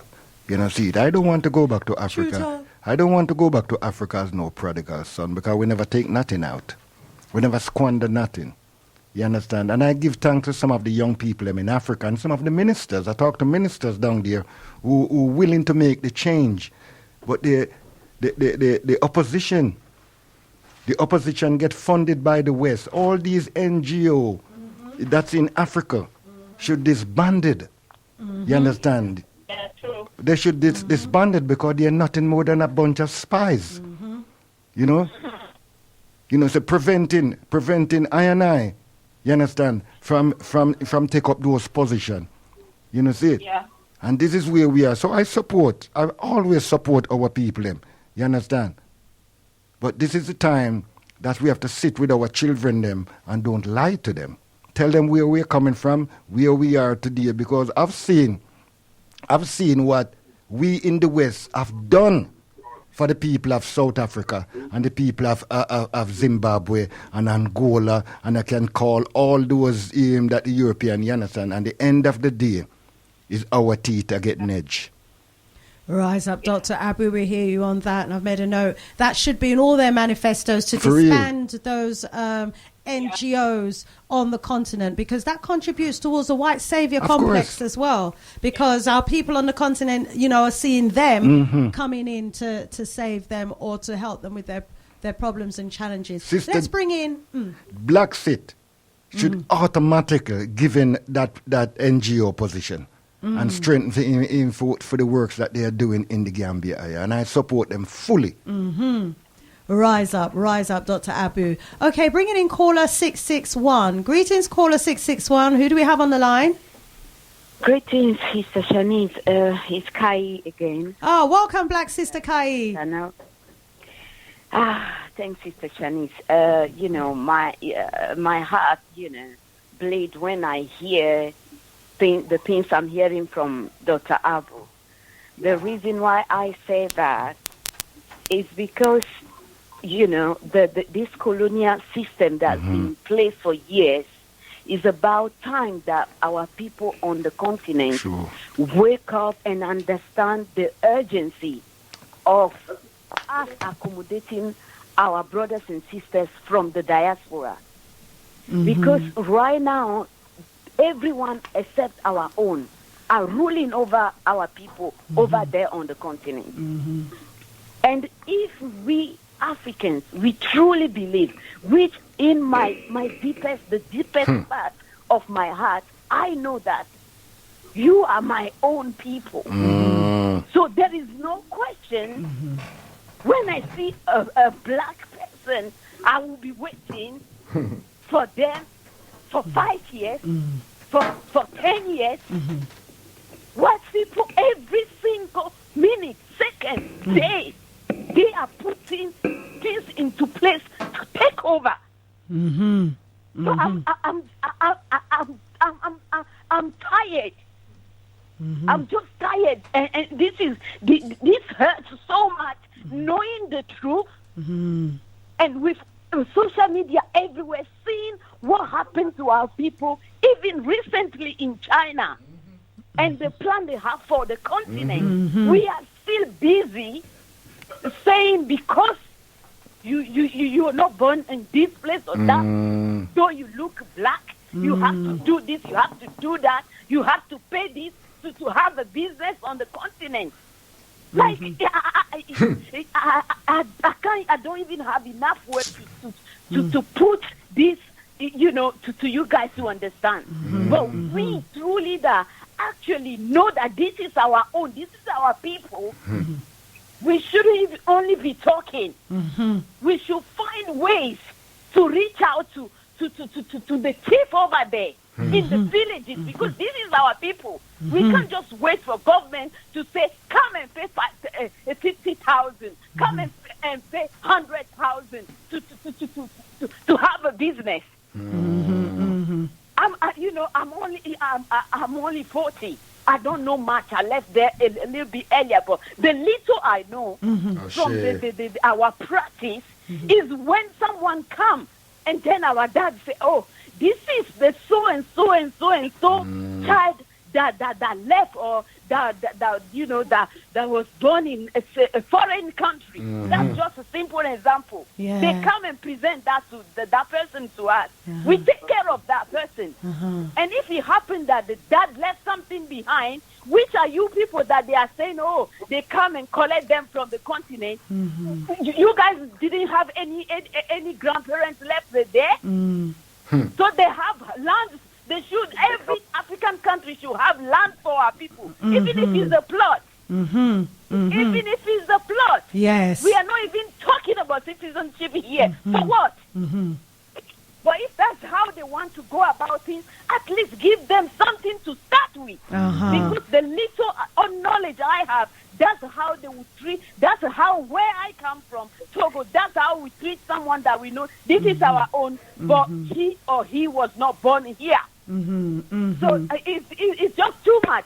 And let's do less of the talking. Anyone out there listening from wherever countries in Africa, let's see how we can reach out to those kids and see what we can do to help our brothers and sisters. Because I'm not here thinking about where I will put my head when things come to us and when I'm ready to go back to Togo. I'm not thinking about land if I want to do anything. It's all about what we can do, what the small part I can play to help a brother or sister here in the diaspora. I'm just tired, and I agree with Dr. Abu on what he said. It's true, and I'm all for it too. I want to help the people that are putting themselves out there, like, they are all for change and they are independent and this and that. I agree. So at the same time, we are helping them. We just have to play transparently. What is the need for our brothers and sisters? Because I don't need, but you need it, Sister Shanice. Dr. Abu and children, they need it. Not enough. We are saying support. Yes, they will support, but what is in them, in it for them? So that's all I have to say. Rise up. Rise up, Empress. Rise up, Sister Kai. Thank you very much for your input there. Okay. Anna, Empress. That's okay. Bye. Rise up. And, it's a beautiful thing. Just imagine going back to the continent and, a chief or a father in a family says, this is my son or my daughter who was taken away 400 years ago. We welcome them back home and we share with them everything that we have. And, that would be so beautiful. But what I do know is that in some African countries, the chiefs no longer have that remit to give land anymore. You know, the government system, the colonial government system, what they've cleverly done is that they've overthrown the system where the chiefs would have responsibility and ownership for the land, and they've pulled it in as a ministry and a department within the government. So you have, for example, the Minister of Lands and Forestry and wildlife and what have you. So it's the minister within the parliament that has the responsibility for land. And of course they control all the ministers, which means they control the land and how the land is allocated. So we really need to throw out those colonial systems, you know, that we have adopted and that we have been indoctrinated to elevate above our own systems. Absolutely need to do that. Let's bring back in Brother Ade. Shanice. Yes, my brother. All right. Yeah, is Brother Abu still there? Yes, he is. Yeah, you okay, Brother Abu? Yeah, man. Voodoo, my brother. Voodoo. Yeah. I heard that we've been hearing on the radio station here, on the reggae show, that Toots Urban, that Toots in the Maytel. Mm-hmm. Yes. Yeah, he passed away on to the answer. Yeah, they're licking some good tunes down here, Brother Abu, you know? Yeah, man. Yeah, man. You know, so, yeah, you know, great man. He was a great man, you know. Wonderful. Because those man bring inspiration. Oh. They bring inspiration to the African people. Yeah. What Wazungu do is turn a lot of our artists into entertainers. And throw on all the dress pan them and then he said that is inspiration. Nah, man. That is singing for your damn supper. You know? I have to rise up. The two doctors meet yesterday from Ghana. Wonderful, because the program that they're trying to put into place, you know, because they hear and see that when we go into the institution, we are dying. We have lost some great leaders like the new Black Panther Party president. Young brother gone on to the ancestor. We have lost Khalid Mohammed. We have lost Amos Wilson because they have to use their institution. We should have hospitals and medical facilities in Africa that our people can fly out to. You understand, and get proper treatment because they are murdering us here. You understand, and we ain't gonna sit down and come pretend like they are not. The institution have set up to destroy us African people, and we are here fooling ourselves. That's right, Dr. Abu. You know what you're talking about constitution. They even do it to their own people. You know, these people. Yes, them a line up them on older people, and I kill them off. True. Look at the Duke of Westminster. You know, the people that own the central London. I mean, so the American government stole land from the people. That's why the embassy is no longer there, you know, on their land. They stole land from the people.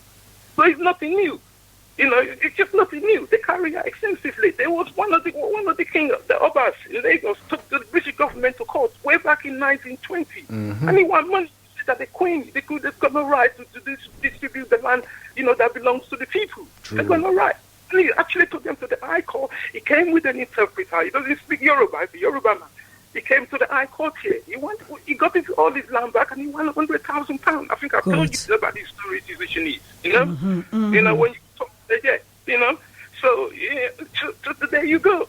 Yes, so let's rise up a generation of Pan-Africanist lawyers who can be representing our cases in the courts, the highest courts of the land. True. You know, we should have teams of Pan-Africanist lawyers who are waiting to take up all of these complaints and all of these issues. Imagine if we have them in the next generation. You're talking about it's some of the chief them. They bring them here and draft them into their Freemason. Yes. You know, see it, you know, and this is where we are. We have our chieftains, those people, and they're drafted in for them things. So they have no more use. No more use to the African And cause. we have to get to them before they get to them. We have to get to them before they do. Hold on a minute. Let me bring in just a couple of text messages, and then we'll go back to the lines. This text message says, "Hi, sister. The lady from Uganda started by saying, we want you from the diaspora to come home and help. And I think Abu missed that point. We love all Africans. Dr. Abu said he's fully supportive of the sister. He just wants to make sure that the Constitution is reflective of, you know, the kind of promises that's being made. And we're yet to see that on the continent. So we're speaking it into existence. Sister Anoa, Empress Anoa says, reached out to Tubada. Reached out to Tubada, got the message from the go-between that there's a charge. Didn't speak with him in person. Okay, so the brother Tubada, whose track I played a little while ago, and I think it was Brother Ade or Brother Julius said that we need him on the show.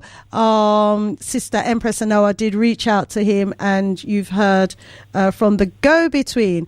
And I got this text message here that says, greetings, Sis Shanice and Dr. Abu. Can we have an update on how Brother Kwame is since yesterday's operation?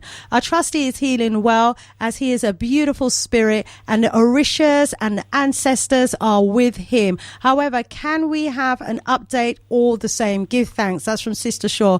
Rise up, Sister Shaw. Thank you very much for your message and, and for pronouncing, the spirits of the ancestors to continue to aid him in his recovery. Well, he went into surgery yesterday, as you know, and the doctors did leave it in his mind that he may actually come out without a foot. They were seriously considering removing his foot. He went into surgery. Fortunately, they didn't at this stage have to remove his foot. They did extra work to try and drain off, the pus and whatever the infection is that he has on his foot. As we know, he's already undergone a surgery already where they removed a toe. And we're certainly hoping that they don't need to remove the foot. He's going to be hearing from the consultants today after they look at the wound and to see if they've managed to clear it of all of the infection that was there. As you know, he's diabetic, so it's harder for people with diabetics who've got wounds for those wounds to heal, and we know what happens to wounds if they don't heal. And so it's a major fight that he's got, but he's in very good spirits. He's a changed man. He's no longer the quiet Kwame.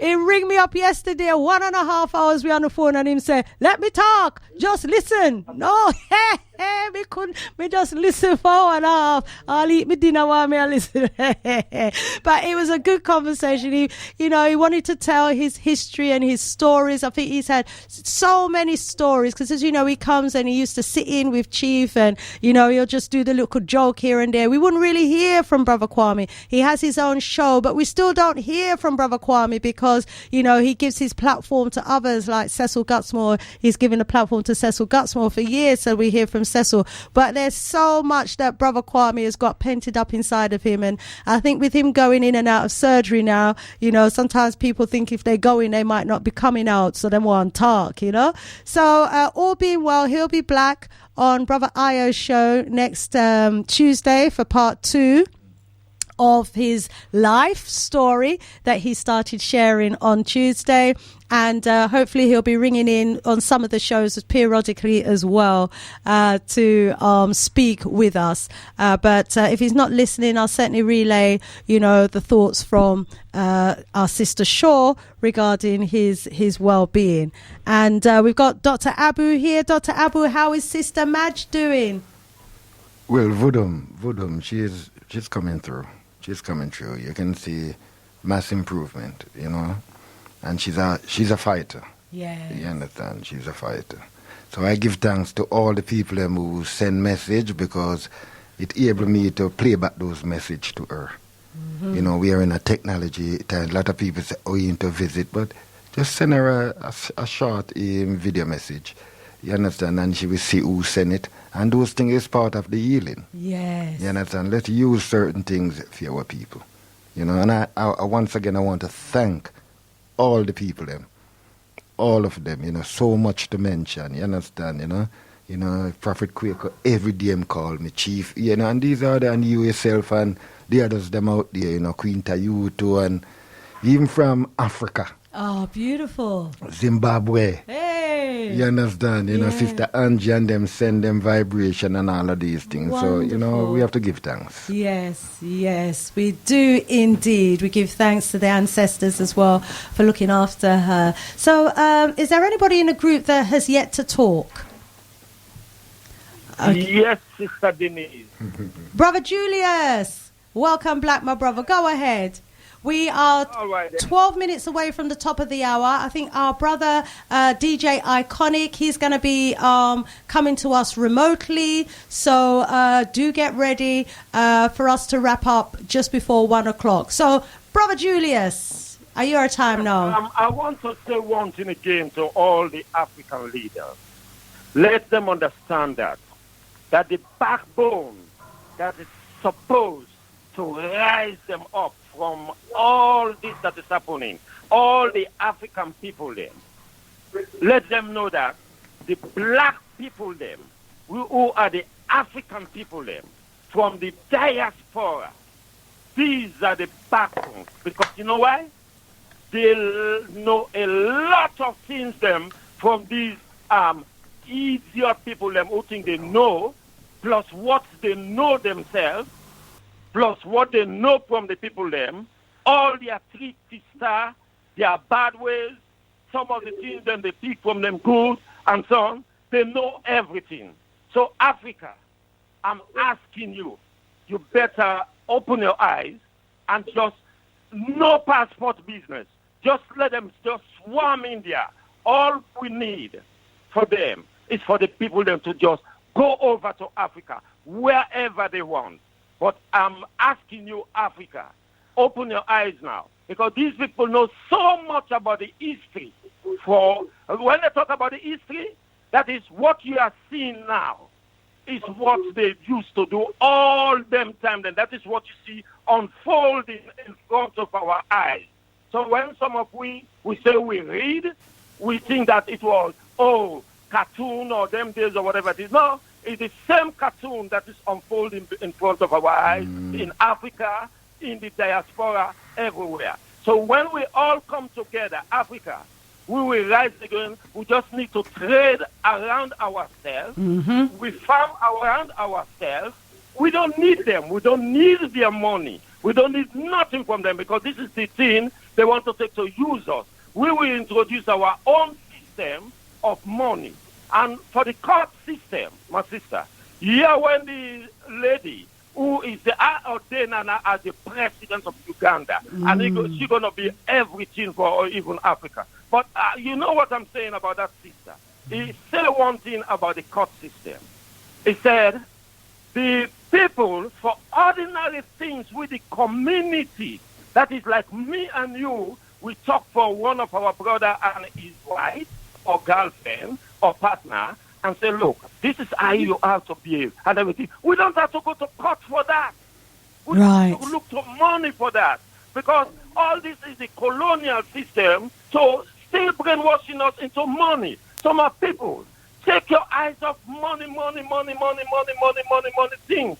Just concentrate on something. Look, if you have your little place, you comfort with that, right? Right, my brother. And so on. I'm going to have to ask you to wrap up here now. That's for you. Thank you. Rise up, Brother Julius. As always, great to hear from you. Only because of time, I've got to ask you to leave it there. Sister. Vodum to Dr. Abu and vodum to the family. Vodum. Back at you, my brother. Me come to see you, but you know how it goes time. But me come to see you, my friend. One love. Rise up, Brother Julius. Bring in the black Brother Akram. Are you still there, Brother Akram? Okay. Sorry, I had my thing on mute. Sorry. Yeah, please. Yeah, come back, my brother.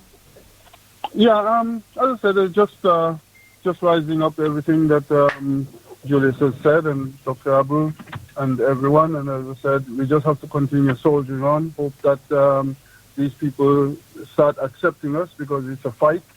I mean, many people are calling me, want to go down to Tanzania. And one of the things which I wanted to say, unfortunately, I didn't get to listen to the sister from Uganda.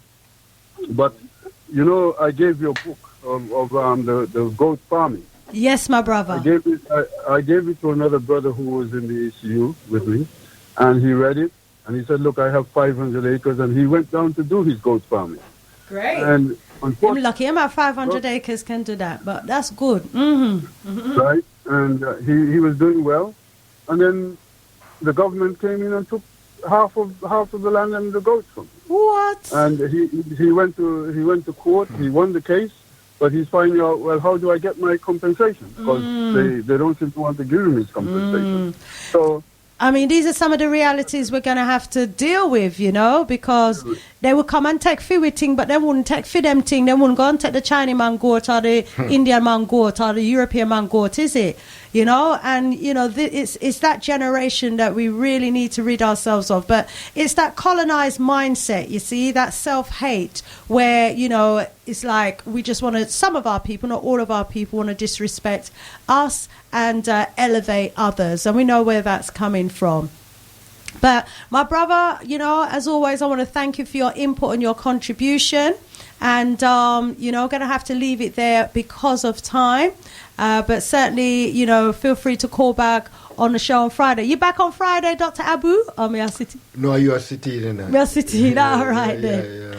I will be black on Friday.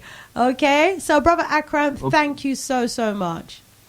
Yeah, thank you, sister. One love. And I'll be speaking to you in between about your block making machines to find out what you want to do with that as well. It's a shame for it to just sit there and get rusty. So, you know, we'll have to see what you want to do with it and how. It's in Tanzania. Yeah. Make blocks. Yeah, we know. Yeah, nice pretty block there. I see the pictures. Yeah, man. Yeah. So, Wonderful Brother Akram, we'll come back to you on that, okay? Yeah, okay then, thank you. Rise up, my brother. So a couple of last messages here. This one from Sister Pauline. It says, thanks, Sister Shanice. My last message. I hope it's not your last message, maybe just for this show, eh? It says, our ancestors were outgunned and conquered, but many fought and died for us to be free. It has taken some time, but the shift is happening. Not everyone will make it, but economic freedom is coming in our lifetime, not the future. Rise up, my sis, for that message. It's a good note to wrap up on. Dr. Abu, any final comments from you? Just voodoo, my people, and keep on supporting one another, you know, and sharing some good vibration with one another, because we are all we have. We are all we have. And if we don't see it now, maybe tomorrow some of us will see it, because some of us never see it yesterday, but we see it today. Ashe. Voodoo, Dr. Abu. And Sister Pauline, thank you as well for reminding us of the role that our ancestors played so that we could be free today. You know, and we do have to be patient and understanding of where we're at. We have, we're still experiencing the impact of 500 years of colonial rule. 500 years. And during that time, they have impressed upon us and they have indoctrinated us with a colonized mindset. They have taught us to love everything European and to hate everything African. They have demonized our image. They've demonized our culture. They've demonized our religions. They've demonized everything African. And at the same time, you know, they've elevated everything European, elevated whiteness, and created this illusion of their superiority. And because, you know, at the moment they have control over our image, control over our God, our history, our narrative, and our culture, this is what we're fighting against. You know, their systems that control the narrative, the image, you know, our culture. And, but despite all of their huge bureaucracies, their institutions, corporations, organizations, media, etc., we see through. There are those of us who see through all of that. We see through their facade. We see through their lies. We see through their indoctrination. And we are rising. We are rising. So that blackness that they tried to demonize, that blackness, that beautiful melanin that they tried to, say was evil, you know, and those people who they tried to claim were savages, who they claim used to run around with no clothes, who they claim had no housing and used to live in trees,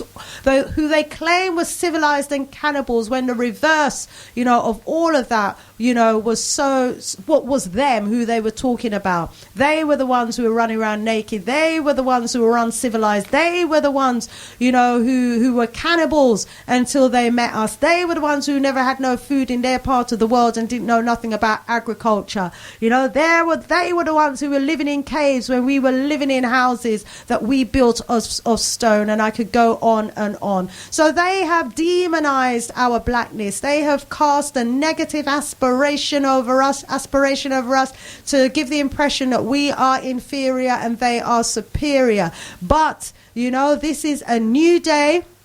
And times are changing, and we are, you know, part of that change. And I want to rise up all of those who see the change in the making. I want to rise up all of those who are part of the change and part of the liberation and part of the revolution. And I'd like everybody to join us, if you can, live and direct this evening on YouTube from 8 p.m. on the Sister Shanice Show. So I'm going to log out now, because I believe our brother's going to be joining us remotely. So times are changing. This is a new day.